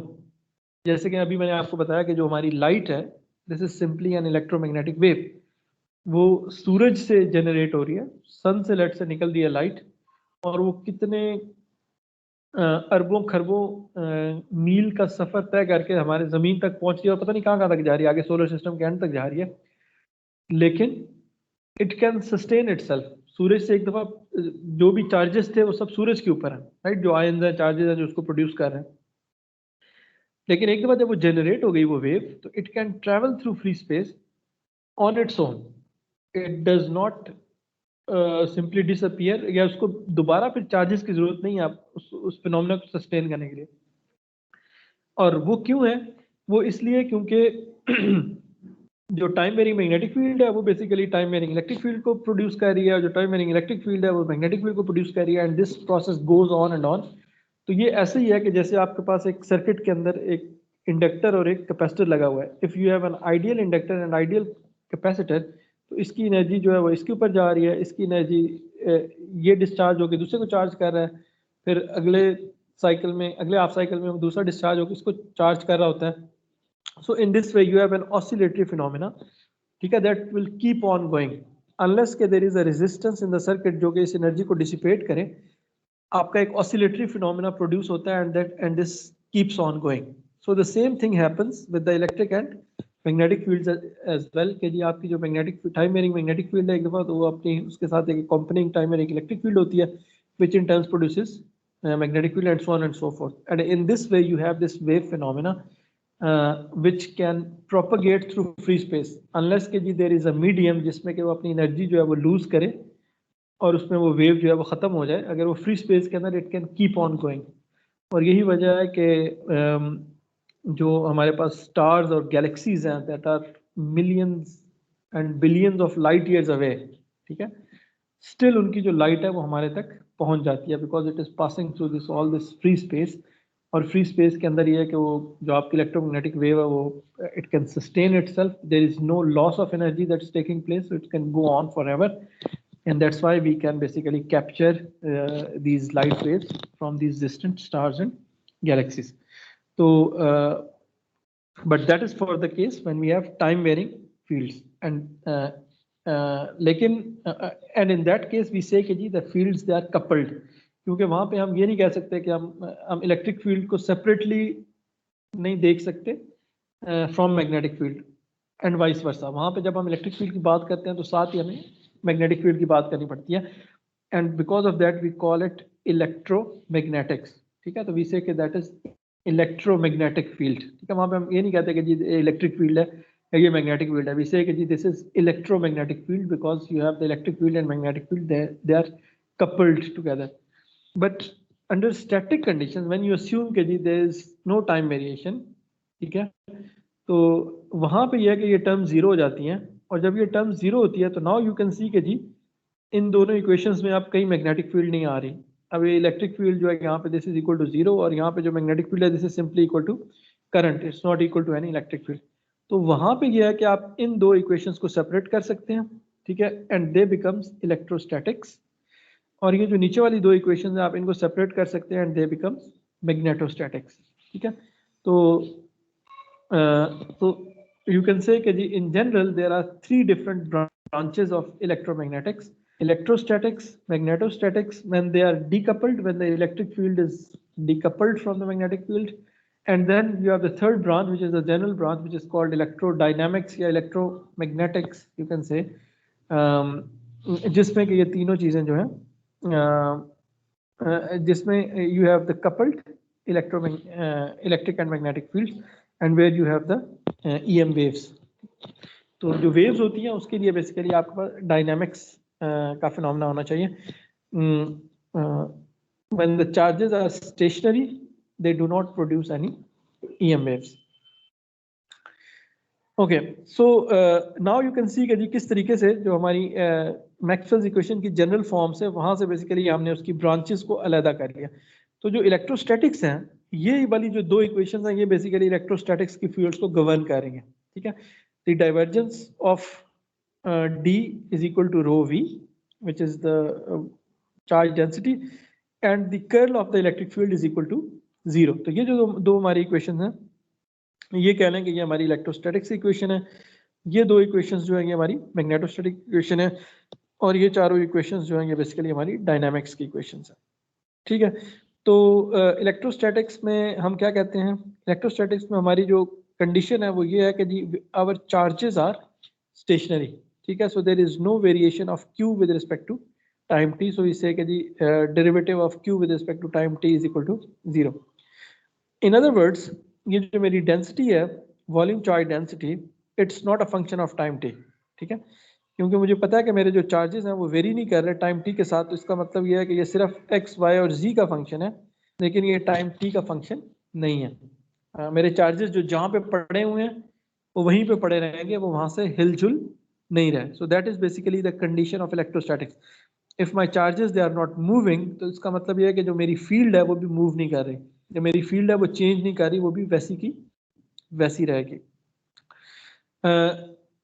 What is the condition of magnetostatics? Magnetostatic की कंडीशन ये है कि जी जो मेरी करंट है वो जो है वो कांस्टेंट है और वो वेरी नहीं कर रही. ठीक है, यहाँ पे बेसिकली यू कैन सी कि जी ये मेरे पास करंट की टर्म आ रही है. If if I have a steady current, ठीक है, और अ डीसी करंट और अ कांस्टेंट करंट, ठीक है, इट्स द सेम थिंग. तो वहां पे क्या होगा कि जो मेरी मैग्नेटिक फील्ड है वो कांस्टेंट होगी. ठीक है, ऑल्दो इसके इसके साथ इलेक्ट्रिक फील्ड भी होगी, लेकिन वो जो इलेक्ट्रिक फील्ड है वो इसके साथ इंटरैक्ट नहीं कर रही है, वो कपल्ड नहीं है. क्योंकि आपके पास, आपको पता है कि जो करंट है वो किसके होता है, वो चार्जेस से मिलके बन रहे होते हैं, right? So when there are charges, there are associated electric fields, but as long as the charges are moving with the uniform speed, okay, so that we have a constant current, we do not have this coupling between the electric and the magnetic field, and in this way we can just simply study the magnetic field separately. Okay. And in the third case is basically when the current is जो उसकी variation है time के साथ वो non zero है. ठीक है, so we have AC currents और we have time varying currents.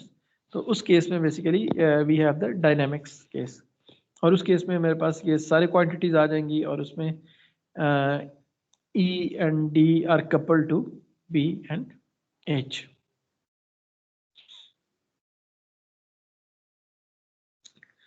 Okay, so electrostatics के केस में ये दो इक्वेशंस हैं जो हमारी बेसिकली गवर्न कर रही हैं इलेक्ट्रोस्टैटिक्स को. रिमेंबर यहाँ से हमने वो जो partial d by partial t था उसको जीरो कर दिया because we are talking about electrostatics. तो इसमें ये है कि जी पहली इक्वेशन क्या कह रही है कि जी divergence of the electric flux density is equal to the charge density at that point. तो ये सिंपली ये कह रही है कि if I have an electric flux density lines और मेरी इलेक्ट्रिक फ्लक्स डेंसिटी किसी पॉइंट से डाइवर्ज कर रही है, in other words there is a net positive divergence, so that means कि वो वहां पे उस चार्ज डेंसिटी की इक्वल होंगी. उस पॉइंट पे अगर कोई चार्ज है, अगर वो पॉजिटिव चार्ज है तो वहां पे पॉजिटिव डाइवर्जेंस होगी, अगर वो नेगेटिव चार्ज है तो वहां पे नेगेटिव डाइवर्जेंस होगी. ठीक है, सो again this is the Gauss's law. And the second is basically the curl of an electric field is always be zero.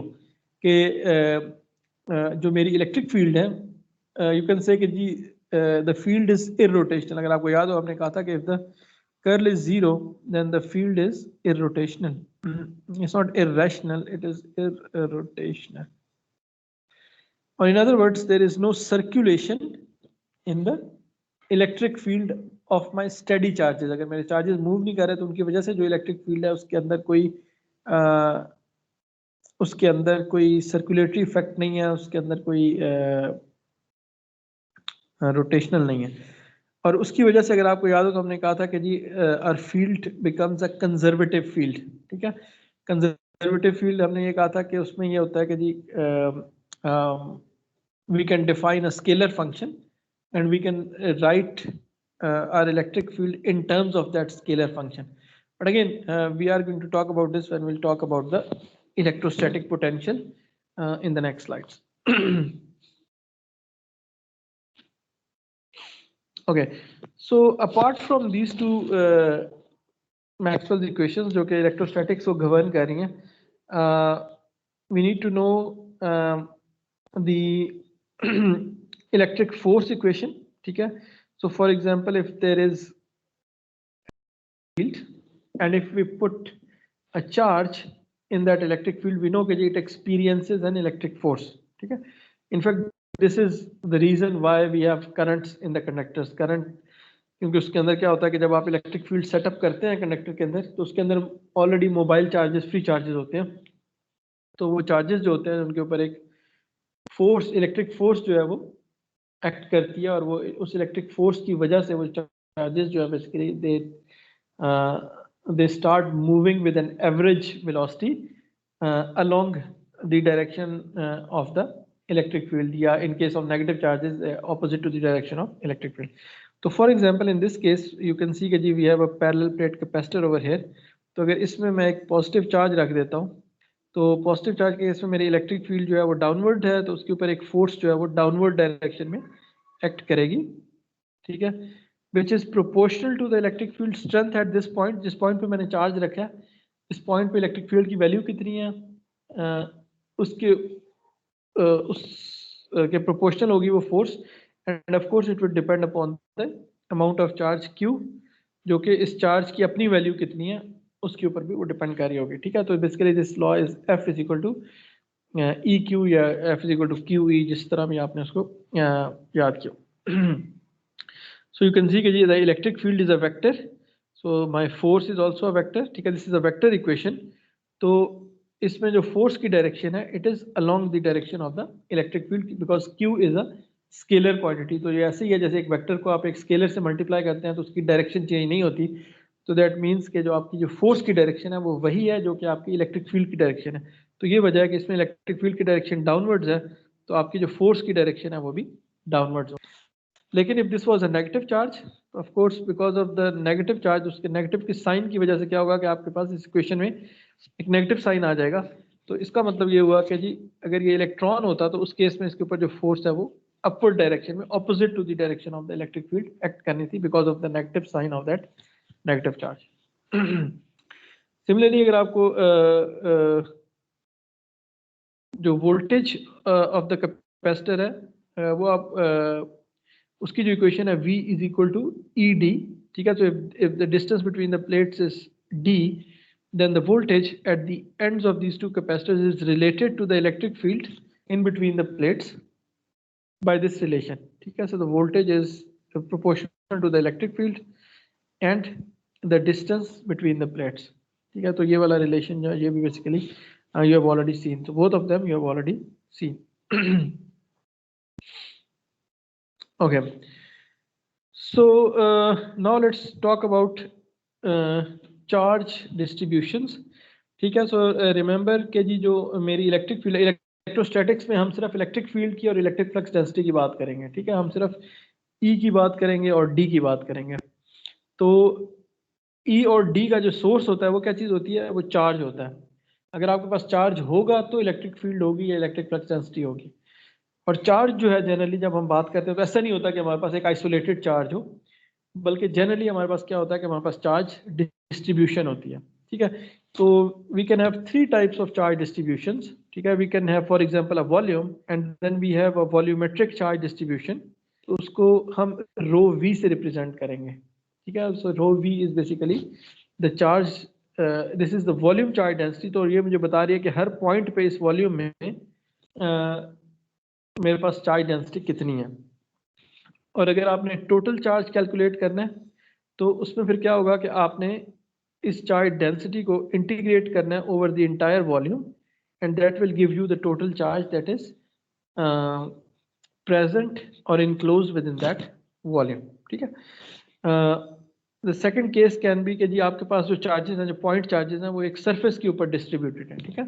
जैसे कि अभी हमने पैरेलल प्लेट कैपेसिटर की एग्जांपल ली, तो उसकी जो प्लेट होती है वो एक प्लेनर सरफेस होती है and you can think of it कि जी उसमें जो पॉजिटिव चार्जेस हैं वो ऊपर वाली प्लेट के ऊपर है और नेगेटिव चार्जेस जो है वो नीचे वाली प्लेट की प्लेन के अंदर है। So that is basically surface charge distribution. तो उस केस में हम उसको रो S से रिप्रेजेंट करेंगे और उसके यूनिट्स जो है वो कूलम पर मीटर स्क्वायर होंगे। और ऑफ कोर्स उस केस में अगर आपने टोटल चार्ज कैलकुलेट करना है तो that is the total charge over that surface and in that case you have to integrate that surface charge density over the surface, so that is basically a double integral.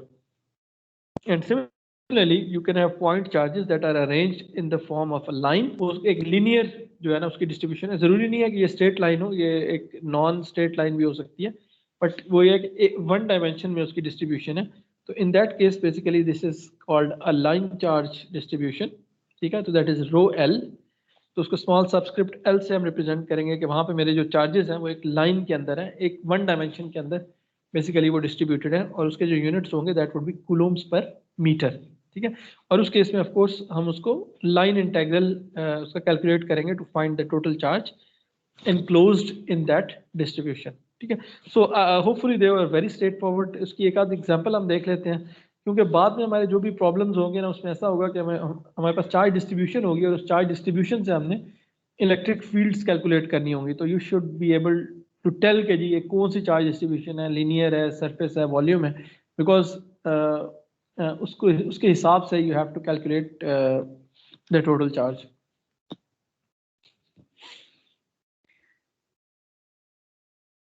So let's look at this example. So this is the example of a surface charge density. So we have, for example, a disk. ठीक है, मेरे पास एक disk है with a radius r. So this is a circular disk. ठीक है, इसकी radius हमें given है, which is 0.03 meters. और हमें कहा है कि जी उसके ऊपर जो charge density है, ठीक है, the surface charge density you can see rho s is 200 r coulombs per meter square. You can see कि जी this is 200 multiplied by r. So this is not a uniform charge density, but it is dependent on the on this radial parameter r. ठीक है, उसके units Coulomb's पर metre square है. तो इसका मतलब क्या हुआ? इसका मतलब ये हुआ कि अगर मैं इस चार्ज डेंसिटी को ड्रॉ करता हूं तो जब r कम है, when r is let's say 0, so there is 0 charge. लेकिन जैसे जैसे r बढ़ता जा रहा है, we have more and more charge density. तो फॉर एग्जांपल यहाँ पे हमारे पास r जब छोटा था तो हमारे पास जो चार्जेस थे वो दूर दूर थे, डेंसिटी उसकी कम थी. But when r is maximum, so we have the charge density that is very strong at the edges. कहने का मतलब ये है कि जैसे जैसे आप सेंटर से दूर होते जा रहे हैं, आपकी जो चार्ज डेंसिटी है वो इंक्रीज करती जा रही है, because it is proportional to r.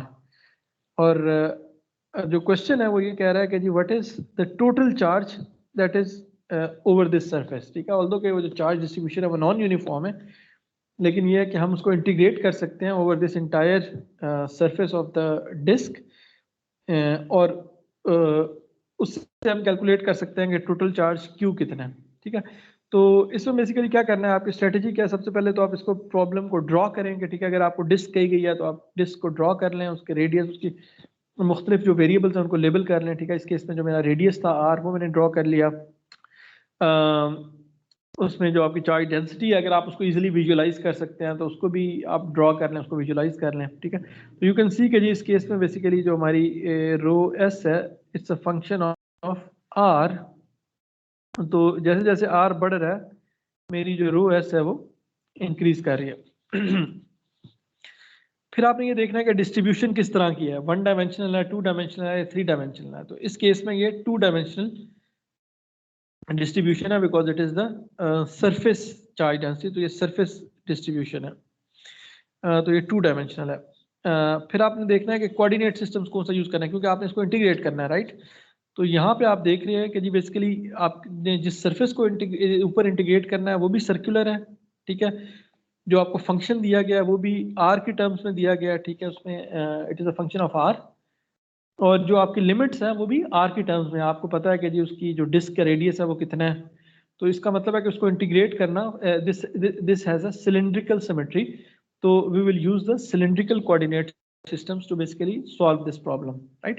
क्योंकि अगर आपने इसको इंटीग्रेट करना है पूरी डिस्क के ऊपर, तो उस केस में जो मेरा फाई है वो वेरी कर रहा है 0 से 2 पाई तक, और जो मेरा r है वो वेरी कर रहा है 0 से लेकर 0.03 मीटर तक. ठीक है, तो z of course we don't have third axis, z जो है वो कांस्टेंट है, तो उसको हमारे इंटीग्रेशन के अंदर ऑफ कोर्स नहीं आएगा. तो we will use the cylindrical coordinate systems for integration. ठीक है, तो लिमिट्स ऑफ इंटीग्रेशन मैंने अभी ऑलरेडी आपको बता दी, फाई और r की लिमिट्स, और जो थर्ड लास्ट स्टेप होगा that is just to perform the integral. So you look at the solution, you can see कि जी हमने जो टोटल चार्ज कैलकुलेट किया, हमने कहा कि जी ये जो हमारी चार्ज डेंसिटी है इसको basically we have to integrate it over the surface, और सरफेस को हमने उसका जो ds डिफाइन किया, that is the incremental surface. ठीक है, वो उसका जो यूनिट वेक्टर है, दिस इज अ वेक्टर, वो यूनिट वेक्टर उसका किसके अलॉन्ग होगा, वो z के अलॉन्ग होगा, राइट. क्योंकि जो मेरी सरफेस है वो z प्लेन के अंदर लाई कर रही है, और उसका जो एरिया है, उसके इंक्रीमेंटल एरिया एलिमेंट, उसका जो एरिया है वो क्या है, r d phi dr. Remember d phi को, एंगल को मैंने लेंथ में कन्वर्ट करने के लिए उसको r से मल्टीप्लाई किया, r d phi times dr. तो this is basically the my incremental surface area. और जब oh sorry, I don't need this ds vector क्योंकि ये मेरा जो रो एस है इट्स अ स्केलर क्वांटिटी, ठीक है। तो I simply need the ds scalar over here. तो इस केस में मुझे इस वेक्टर की जरूरत नहीं है। सो ds is simply r d। वो उस केस में होता अगर ये मेरे पास यहाँ पे वेक्टर होती e डॉट ds होता, तो फिर चूंकि e भी वेक्टर है उसका डॉट प्रोडक्ट मैंने लेना है, तो उस केस में ds जो होता है वो भी मुझे वेक्टर के तौर पर ट्रीट करना पड़ता। तो ये मेरी जो थी सरफेस चार्ज डेंसिटी थी 2 इंटू 10⁻²r, और ये जो है दिस इज ds। तो इसको जब मैंने मल्टीप्लाई किया तो यहाँ मेरे पास r स्क्वायर आ गया। r स्क्वायर का जब मैंने dr लिया तो r³/3 आ गया उसका इंटेग्रल, ठीक है। उसमें जब लिमिट्स पुट की तो ultimately I will get this results, that is 11.31 milli coulomb, ठीक है। So coulomb is a very coulomb is a large unit, ठीक है। तो 1 coulomb of charge is a huge amount of charge, ठीक है। तो generally you have the charges that are in millicoulomb, microcoulomb, nanocoulomb. So this is how basically you can calculate the charge, total charge from a charge distribution. अगर आपके पास एक volume given होता और volume charge density होती तो फिर उस केस में आपने उसको एक वॉल्यूम के ऊपर इंटीग्रेट करना था। बट इन एनी केस क्योंकि आपकी जो चार्ज डेंसिटी होती है दैट्स अ स्केलर फंक्शन, ठीक है, वो वेक्टर नहीं है। तो ये जो भी इंटीग्रेशन होगी वो स्केलर इंटीग्रेशन होगी, चाहे वो 1 डायमेंशनल इंटीग्रल लाइन इंटीग्रल हो, चाहे वो 2 डायमेंशनल हो, या चाहे वो 3 डायमेंशनल इंटीग्रल हो। Okay, so that was the first topic of this chapter. So now let's move on to the second topic, and that is how to calculate the electric field from a point charge, ठीक है। तो हमें पता है कि जी when we have a charge, it has its own electric field. It emits an electric field, or you can say it produces an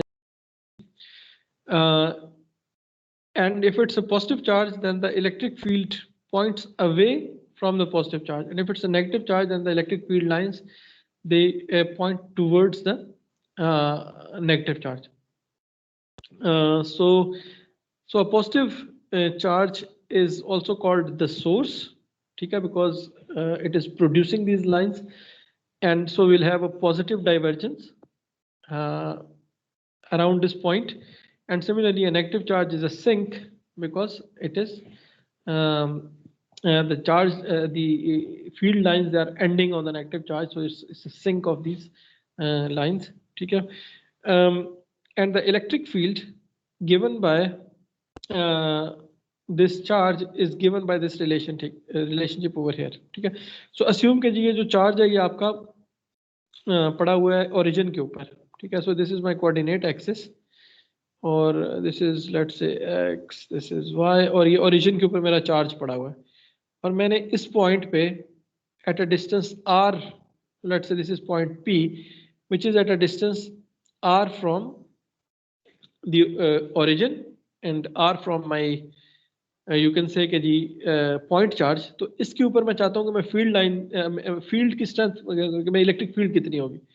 तो that electric field is given by this relationship over here, ठीक है। So this is basically equal to q divided by 4 pi epsilon r square, ठीक है। जो हमारी इलेक्ट्रिक फील्ड है from a point charge, it is it वे कह लें कि it decreases with r square, with the square of the distance. जैसे जैसे हम इस पॉइंट से दूर होते जा रहे हैं उसकी जो फील्ड स्ट्रेंथ है वो 1/r स्क्वायर के हिसाब से डिक्रीज करती जा रही है। और ऑफ कोर्स उसकी जो डायरेक्शन होगी that would be along the radial direction, ठीक है। तो ऑफ कोर्स किसी भी पॉइंट के ऊपर वो उसके रेडियल डायरेक्शन में होगी, ठीक है। So this is capital R। तो ये जो यूनिट वेक्टर है ना, ये स्फेरिकल कोऑर्डिनेट्स का यूनिट वेक्टर है, ठीक है। स्फेरिकल कोऑर्डिनेट्स में जो हमारा R वेक्टर होता है, because this problem has a spherical symmetry. अगर आपका पॉइंट ओरिजिन के ऊपर पड़ा हुआ है तो इट डजेंट मैटर कि आप उस पॉइंट के यहाँ पे हैं, यहाँ पे हैं, यहाँ पे हैं, ठीक है। आप उसके इर्द गिर्द एक पूरा स्फीयर बना सकते हैं, ठीक है। और अब एज लॉन्ग एज के जो स्फीयर का रेडियस जो है वो कांस्टेंट है, तो उस स्फीयर पे आप जहां मर्जी हो वहां से जो डिस्टेंस है उस पॉइंट का वो सेम होगा, तो you will have the same electric charge, electric field intensity over the surface of that sphere, because the distance of all the points on the surface of that sphere to the center point, or to the you can say from the charge, will be the same. So this problem has a spherical symmetry, और यही वजह है कि इसको हम spherical coordinates में express करते हैं। तो इस केस में जो आपका इलेक्ट्रिक फील्ड वेक्टर है उसकी जो यूनिट वेक्टर है, जो उसकी डायरेक्शन है, that is being represented by the unit vector r, which is the radial vector in the spherical coordinates, which is pointing outwards at each point on the surface of that sphere for positive charge। और of course negative के case में क्योंकि q के साथ negative आ जाएगा तो उसमें वो इसका इनवर्ड्स की तरफ पॉइंट कर रहा होगा towards the centre. So again उसके units जो है वो हमें पता है, that's volts per meter, so don't forget to write units anywhere where you express an electric field।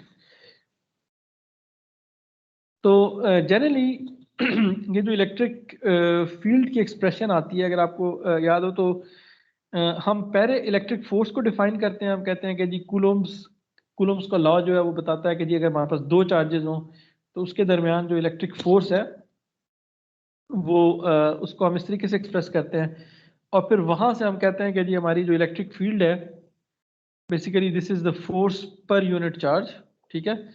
और वहाँ से बेसिकली हम इलेक्ट्रिक फील्ड ड्राइव करते हैं। ये जनरली हम लोग इसको जब फिजिक्स की क्लास में ऐसे करते हैं,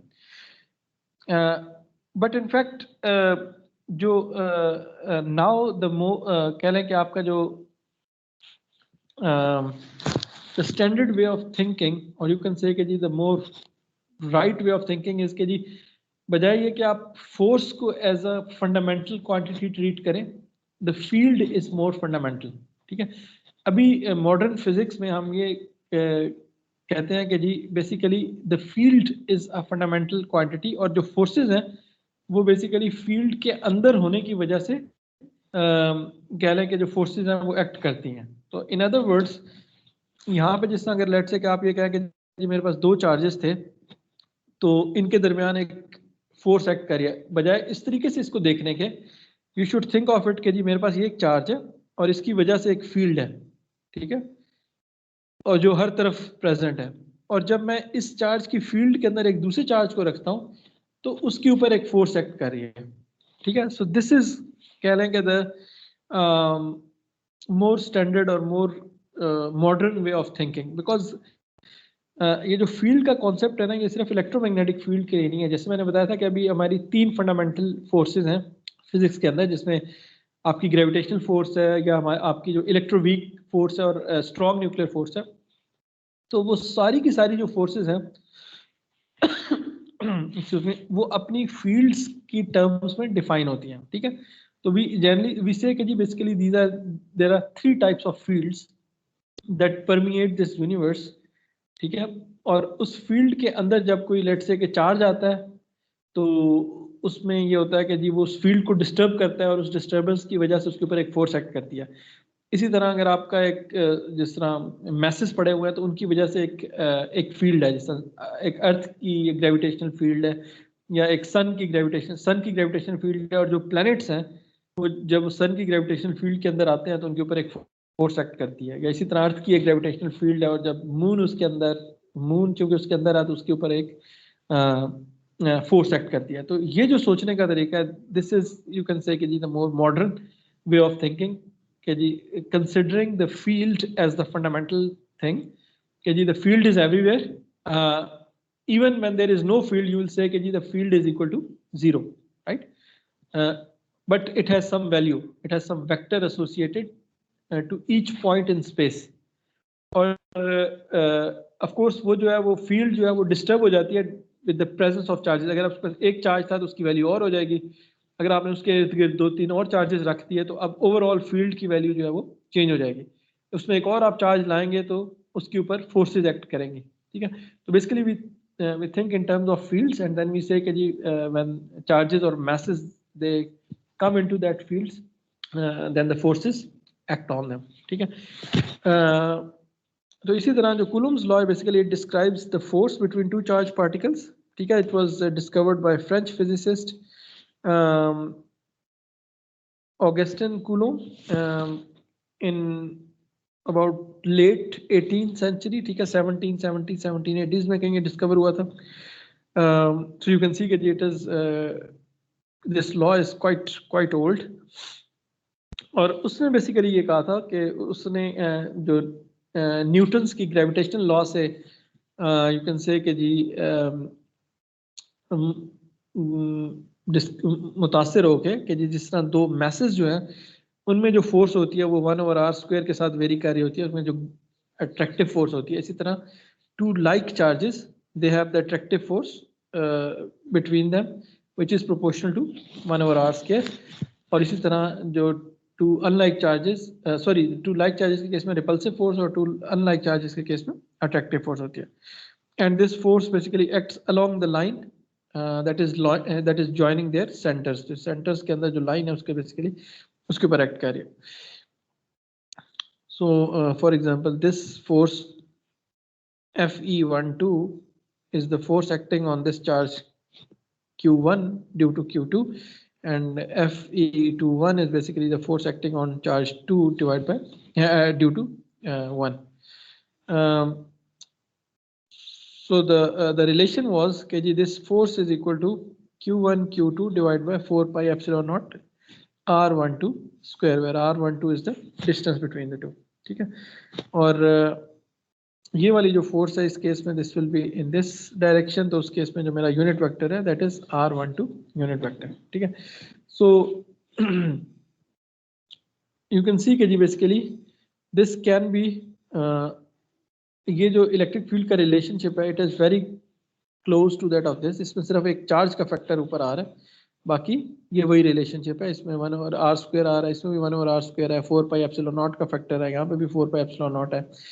एंड यहाँ पे बेसिकली चूंकि we have two charges Q1 Q2 और वहाँ पे हमारे पास सिर्फ एक ही हम चार्ज की फील्ड की बात कर रहे थे. तो by using this F is equal to EQ, ठीक है, the force acting on a charge in the presence of a field, इस इक्वेशन को यूज करके basically you can derive the Coulomb's law. ठीक है, जिसमें के यू कैन से कि जी इनिशियली यू विल कंसिडर कि जी मेरे पास सिर्फ चार्ज Q1 था जो लेट से ओरिजिन पे पड़ा हुआ था. ठीक है, and there was no charge 2. और मैं कहता हूँ कि अच्छा इस पॉइंट पे जिस पी के ऊपर लेट से कि what is the electric field. ठीक है, तो इलेक्ट्रिक फील्ड क्या होगी उसमें Q1 divide by 4 pi epsilon not R12 square and it is pointing along unit vector R. अब ये है कि हम अब in the second step you can calculate कि जी अच्छा यहाँ पे अगर फोर्स कितनी होगी if I place a second charge plus Q2 over here. तो उसमें चूंकि that is E multiplied by time Q, तो ये Q1 मल्टीप्लाइड बाय Q2 आ जाएगा and then you will get this expression which is the same as the expression for the Coulomb's law.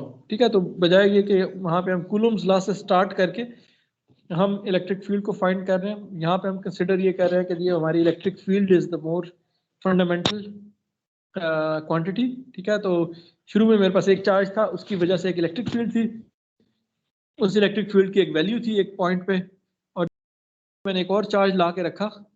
तो now because it is in the presence of the field of this charge, तो उसके ऊपर एक force act करेगी और वो force इस expression से हम उसको फाइंड कर सकते हैं, and that force comes out to be the same force as the Coulomb's force जो कि कूलोम्स ने डिराइव की थी. So you can basically calculate Coulomb force. ठीक है, from a proton. So for example you have a proton, let's say in a nucleus, you can say that it's a hydrogen nucleus, and you want to find out कि जी उससे 2 nanometre away किसी point के ऊपर जो कि 2 nanometre के फासले पे है इस प्रोटॉन से, उसके ऊपर पहले उसकी इलेक्ट्रिक फील्ड कितनी है उस पॉइंट के ऊपर. ठीक है, और फिर यह है कि अगर हम वहाँ पे एक और प्रोटॉन रख देते हैं, ठीक है, एक दूसरा प्रोटॉन ला के उस पॉइंट पे रख देते हैं, तो उन दोनों के दरमियान रिपल्सिव फोर्स कितनी होगी. ठीक है, तो we are going to use the exact same method जो कि पीछे हमने देखा. सबसे पहले उसकी इलेक्ट्रिक फील्ड डिटरमिन कर लेंगे. इलेक्ट्रिक फील्ड का ये फॉर्मूला है Q/4 पाई एप्सिलॉन R². तो चार्ज ऑन अ प्रोटॉन हमें पता है, दैट इज 1.6 इंटू 10⁻19 कूलोम्स, ठीक है। एप्सिलॉन नॉट की वैल्यू जो है ना वो for free space this is equal to 8.85 into 10⁻12 farad per metre, ठीक है। जो एप्सिलॉन के यूनिट्स होते हैं that is फेरेड per metre and are मुझे डिस्टेंस पता है दैट वाज 2 नैनोमीटर, ठीक है। तो उसको उसकी वैल्यू हर चीज़ को प्लग इन करके मेरे पास इलेक्ट्रिक फील्ड आ गई उस पॉइंट के ऊपर, यू कैन सी कि जी that is 3.6 into 10⁸ volts per meter, so that's quite a strong field, yeah. Now if we have another proton, so we can simply use this relation F is equal to QE, और यहाँ पे basically उसी proton का मतलब ये दोबारा जो है ना उसका चार्ज की वैल्यू एंटर करके हमने उसके ऊपर उसकी फोर्स फाइंड कर ली। तो 5.8 into 10⁻11 Newton, so that would be the force acting on a proton due to the first proton, and it would be the same force जो कि बेसिकली दूसरा प्रोटॉन भी एक्सपीरियंस कर रहा होगा, मतलब पहला प्रोटॉन एक्सपीरियंस करेगा जो इस नए प्रोटॉन की वजह से।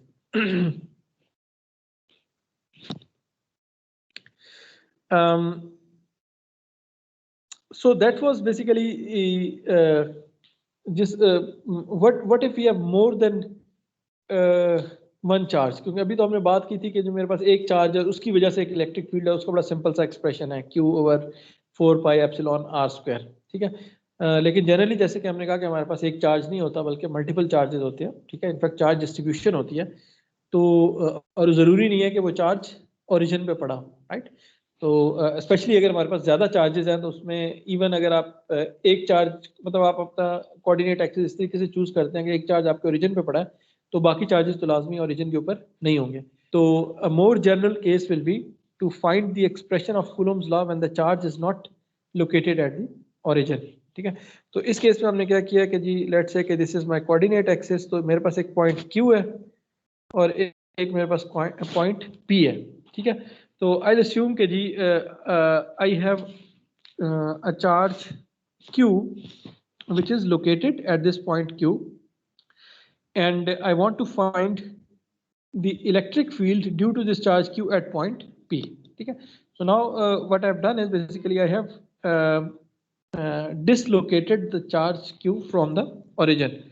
तो अब जो है वो जो कूलोम्स लॉ की या वो इलेक्ट्रिक फील्ड की जो एक्सप्रेशन थी वो किस तरीके से मॉडिफाई होगी। तो फर्स्ट ऑफ ऑल जो इलेक्ट्रिक फील्ड है वो तो मुझे पता है कि it depends upon the distance from the charge, ठीक है।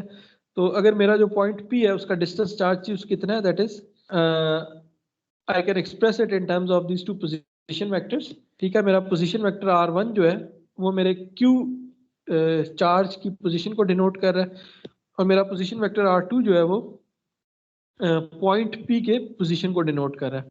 तो the distance between Q and P is simply R2 minus R1, ठीक है। तो इसका जो इसका मैग्नीट्यूड है वो इसका डिस्टेंस है और इसका जो यूनिट वेक्टर है वो उसकी डिस्टेंस वेक्टर की डायरेक्शन को बता रहा है। So that is the direction from Q to P। सो इसमें क्या है कि पहले स्टेप पे ये है कि जी हम अपना ये पोजीशन वेक्टर कैलकुलेट कर लेंगे, ठीक है, जो इस डिस्टेंस वेक्टर का है, क्योंकि मुझे पता है कि जी if there is a positive charge at Q तो उसकी जो एट P उसकी जो डायरेक्शन होगी इलेक्ट्रिक फील्ड की that would be along this unit vector, ठीक है।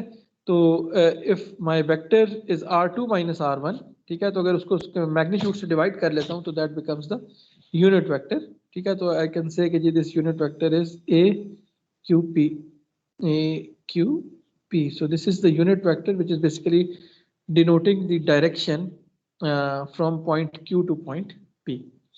तो मेरे पास कह लें कि मैग्नेटिक इलेक्ट्रिक फील्ड की डायरेक्शन तो आ गई। तो what about its magnitude? So electric field eight point P is simply Q divided by 4 pi epsilon the distance square. Distance कितना है इसके मैग्नीट्यूड के ऊपर डिपेंड करेगा, R2 माइनस R1 वेक्टर के।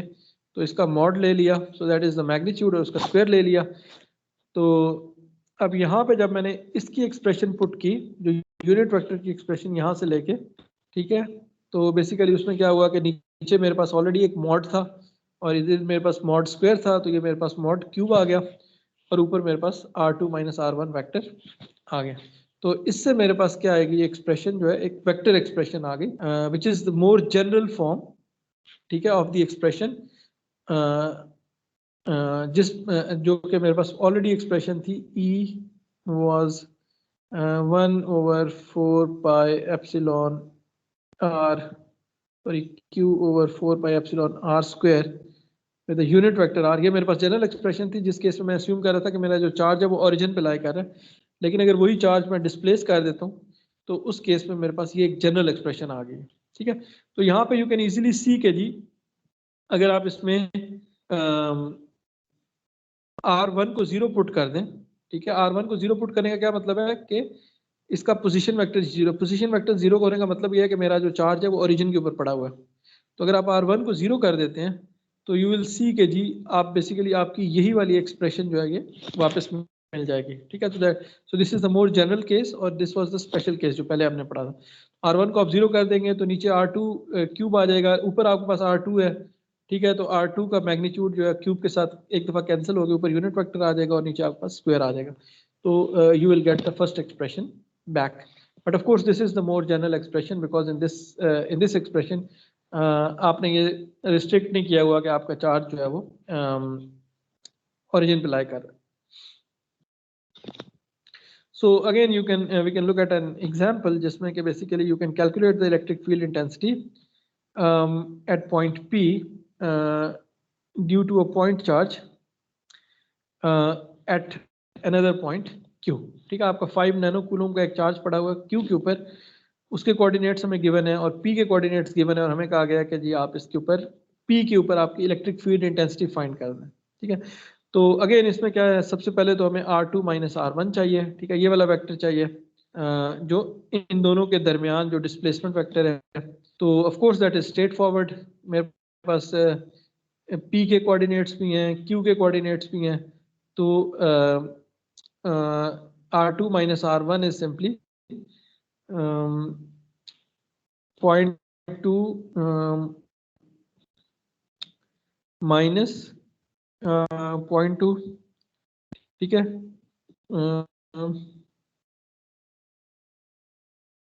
सो this is R2 minus R1। तो P के coordinates को हमने माइनस करना है, P से Q को माइनस करना है, ठीक है। तो minus 0.2 minus 0.2 and then 0 minus 0.1, ठीक है, यहाँ पे सॉरी 0.1 होना चाहिए, मिस्टेक है, and then minus 2.3 minus minus 2.5, ठीक है। तो उससे बेसिकली आपके पास R2 माइनस R1 वेक्टर आ गया, ठीक है। और फिर आप ये कि आप डायरेक्ट ये वाला फार्मूला यूज़ कर सकते हैं, इसमें इसका मैग्नीट्यूड लेके उसका क्यूब ले लें, ठीक है, उसका मैग्नीट्यूड लेके उसका आपने क्यूब रूट ले लिया, तो बेसिकली 0.118 आ गया, and then using this expression you can basically calculate the electric field at that point, which comes out to be this vector over here, ठीक है।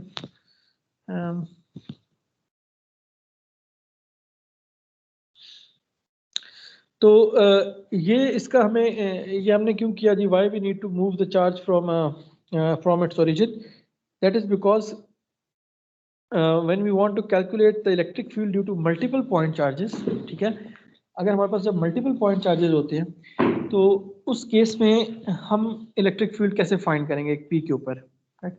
तो लेट्स से कि यहाँ पे आप देखें मेरे पास एक चार्ज Q1 पड़ा हुआ था यहाँ पे एट अ डिस्प्ले R1 के ऊपर, एंड सिमिलरली मेरे पास एक चार्ज Q2 पड़ा हुआ है एट दिस पॉइंट, ठीक है, विच इज जिसका के पोजीशन वेक्टर R2 है, और मैं P के ऊपर इन दोनों की वजह से इलेक्ट्रिक फील्ड फाइंड करना चाह रहा हूँ, ठीक है। तो अब यहाँ पे ये है कि जी we can use superposition theorem, ठीक है। सुपरपोजिशन थ्योरम जो है वो ऑलरेडी आप उससे फेमिलियर है इन सर्किट्स थ्योरी के अंदर, कि जी क्या सुपरपोजिशन थ्योरम क्या होता है कि जी बेसिकली आप एक सोर्स की वजह से जो है एक इफेक्ट कैलकुलेट करते हैं, बाकी सारी सोर्सेज को जीरो करके, फिर दूसरी की वजह से करते हैं, फिर तीसरी की वजह से करते हैं, हत्ता कि हर सोर्स का इंडिविजुअली आप इफेक्ट कैलकुलेट करते हैं और बाद में सबको सम कर लेते हैं। तो we do the exact same thing over here, कि पहले चार्ज Q1 की वजह से आप इलेक्ट्रिक फील्ड E1 फाइंड करेंगे, फिर चार्ज 2 की वजह से आप इलेक्ट्रिक फील्ड E2 फाइंड करेंगे, और ultimately the net electric field will be the vector sum of these two fields, ठीक है। So basically the superposition theorem applies in the case of charges as well, electrostatic charges as well. अगर आपके पास multiple charges हैं तो उसमें basically the net electric field at a point is the vector sum of all the electric fields due to individual charges. लेकिन of course वहाँ पे फिर ये है कि आपको ये जो distances हैं इनका ख्याल रखना पड़ेगा, क्योंकि यहाँ पे जब आप इसकी वजह से इलेक्ट्रिक फील्ड फाइंड कर रहे हैं Q1 की वजह से, तो उसमें आपने ये डिस्टेंस लेना है R minus R1, ठीक है, where R is the position vector from origin to point P, R1 is the position vector from the origin to Q1 and R2 is the position vector from origin to Q2. और similarly जो इसका distance है वो क्या होगा, R minus R2 होगा, ठीक है। तो आपने इनके करस्पॉन्डिंग डिस्टेंसेस यूज करके इनकी करस्पॉन्डिंग इलेक्ट्रिक फील्ड्स फाइंड करनी है और फिर बाद में सबका वेक्टर सम ले लेना, ठीक है। तो उसकी जो नोटेशन है that is simply like this, ठीक है। सो फॉर एग्जांपल, तो यहाँ पे तो हमने सिर्फ दो चार्जेस को कंसिडर किया, you can have n number of charges, ठीक है। सो you will have n terms like this और आप उन सब terms को separately sum कर देंगे, ठीक है। तो ये सारी terms जो होंगी ये basically vector terms हैं, इनको vector की फॉर्म में आपने sum करना है। so यहाँ पे basically हमने यही वाला फॉर्मूला यूज किया, ये वाला, ठीक है। इसमें R1 की जगह पे हमने Ri से रिप्लेस कर लिया, ठीक है, क्योंकि R minus Ri and R minus I, because this would be the distance of that point from that respective charge, from the ith charge, क्योंकि मेरे पास n charges हैं तो हर चार्ज से उसका करस्पॉन्डिंग डिस्टेंस लेके उसका वो कैलकुलेट करके उसकी फील्ड और अल्टीमेटली सबका एक वेक्टर सम ले लिया, तो that would give me the total electric field at the point P, ठीक है। तो इसकी जो एग्जांपल है, फॉर एग्जांपल वो आप कैलकुलेट कर सकते हैं। if for example if you have two charges Q1 and Q2 और उनकी लोकेशन जो है वो गिवन है, ठीक है, this is Q1 location and this is Q2 location. तो अब एक तीसरे पॉइंट के ऊपर कहा गया कि जो उसकी इलेक्ट्रिक फील्ड फाइंड करें और फोर्स कितनी होगी अगर उस पॉइंट के ऊपर हम एक चार्ज रखते हैं 8 × 10⁻⁵ कूलम का, तो what would be the force acting on that charge. तो अगेन जो स्टेप बी है दैट इज स्ट्रेट फॉरवर्ड, क्योंकि अगर मेरे पास एक इलेक्ट्रिक फील्ड मिल गई तो फिर तो जो फोर्स है that is simply F = E/Q। तो पहले स्टेप पे मुझे इलेक्ट्रिक फील्ड चाहिए और इलेक्ट्रिक फील्ड जो है मुझे सुपरपोजिशन प्रिंसिपल अप्लाई करके मिलेगी, क्योंकि now we have two charges over here, ठीक है। तो इसमें यह है कि जी आपने पहले Q1 की फील्ड फाइंड करें, फिर Q2 की फील्ड फाइंड करें, फिर दोनों को सम कर लें, उससे आपके पास टोटल इलेक्ट्रिक फील्ड आ जाएगी और उसके बाद आप फोर्स कैलकुलेट कर सकते हैं, ठीक है। तो in fact that's what we have done over here, ठीक है। यहाँ पे we have two terms. So the first term is for charge Q1 and the second term is for charge Q2. यहाँ पे हमने ये तीनों पोजीशन वेक्टर्स जो है वो डिफाइन कर लिए हैं, R1 एंड R2, ठीक है। ये मेरे सिंपली जो मैंने पॉइंट से इन कोऑर्डिनेट के पॉइंट्स थे, तो जो पोजीशन वेक्टर होता है कार्टेशियन कोऑर्डिनेट्स में वो डायरेक्टली आप उनके कोऑर्डिनेट से डिफाइन कर देते हैं, राइट, क्योंकि वो ओरिजिन से हम उसका डिस्टेंस ले रहे होते हैं। तो फॉर एग्जांपल ये जो पॉइंट था 1 3 -1 यू कैन सी के जी this is 1 unit vector x + 3 unit vector y -1 unit vector z, and similarly you can define the position vectors for the other 2 points as well. तो हम आपके पास ये vectors आ गए, इसका मतलब ये है कि आप ये डिफरेंस वेक्टर कैलकुलेट कर सकते हैं, R - R1 R - R2। Similarly आप इनका मैग्नीट्यूड फाइंड कर सकते हैं। तो आपके पास सारी चीज़ें आ गई, आप इनको यूज़ करके basically you can find the expression of the electric field, ठीक है। And once you have the electric field, आप उसको चार्ज से मल्टीप्लाई करके you can find the total force acting on the electric on that charge in newton for here. So that is straightforward. So again this is basically an example problem जो कि आपकी शायद मेरे ख्याल में practice problem भी है, तो ये आप असाइनमेंट में कर लेंगे। तो in this case for example if you have 4 charges that are present, let's say कि at 4 points of a square, ठीक है। तो if you have a square with edge length of 1 let's say 1 metre या 1 centimetre, और हर point के ऊपर आपका एक चार्ज पड़ा हुआ है, ठीक है, and this charges are of different values तो एक पे 1 कूलोम है, दूसरे पे 2 कूलोम है, तीसरे पे 3 कूलोम है और चौथे पे 4 कूलोम है। तो उससे ये कहा गया कि जी what is the electric field at the centre. ठीक है, तो आपकी इलेक्ट्रिक फील्ड सेंटर के अंदर कितनी होगी। अगर तो ये सब सेम होते 1 1 1 1 तो आपको पता है कि इलेक्ट्रिक फील्ड कैंसिल आउट हो जाती। इसकी वजह से जो इलेक्ट्रिक फील्ड थी इस डायरेक्शन में थी, इसकी वजह से वो दूसरी डायरेक्शन में होती है, आपस में कैंसिल आउट हो जाते। यहाँ से इस डायरेक्शन में होती, यहाँ से इस डायरेक्शन में, और इलेक्ट्रिक फील्ड नेट जीरो होती। लेकिन यहाँ पे चूंकि इन चार्जेस की वैल्यू डिफरेंट है तो इसकी इनकी फील्ड की वैल्यूज भी डिफरेंट होंगी, तो they will not completely cancel out. But you should be able to solve this के जी उसमें कौन सी इलेक्ट्रिक फील्ड किसमें से सब्ट्रैक्ट करनी है, क्योंकि वो उनकी डायरेक्शन ऑपोजिट है, तो there will be a negative sign probably because of that.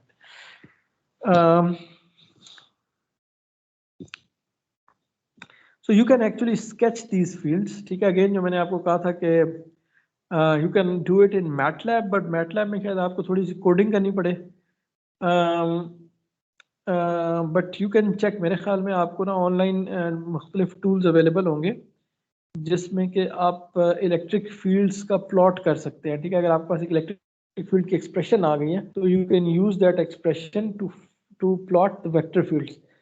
For example जो मैंने आपको ऑलरेडी एक वुलफॉर्म अल्फा जो वेबसाइट है, ठीक है, उनका जो इंजन है basically mathematics engine, there you can do all sorts of mathematical calculations, जिसमें आप मुख्तलिफ तरह के प्लॉट्स कर सकते हैं। आप इंटेग्रल वेक्टर इंटेग्रल्स कैलकुलेट कर सकते हैं, आप बहुत सारे फंक्शनल एनालिसिस, और तकरीबन जितनी भी मैथ्स की बहुत स्ट्रॉन्ग इंजन है मैथ का, उसमें हर तरह के मैथमेटिकल ऑपरेशन जो है इसके लिए आप वहाँ पे कैलकुलेट कर सकते हैं। तो I think it is also very very useful for plotting different functions. अगर आपके पास एक फंक्शन है, चाहे वो स्केलर है या वेक्टर फंक्शन है, तो आप उनकी फील्ड्स का प्लॉट कर सकते हैं इन 2D और in 3D and visualize these fields.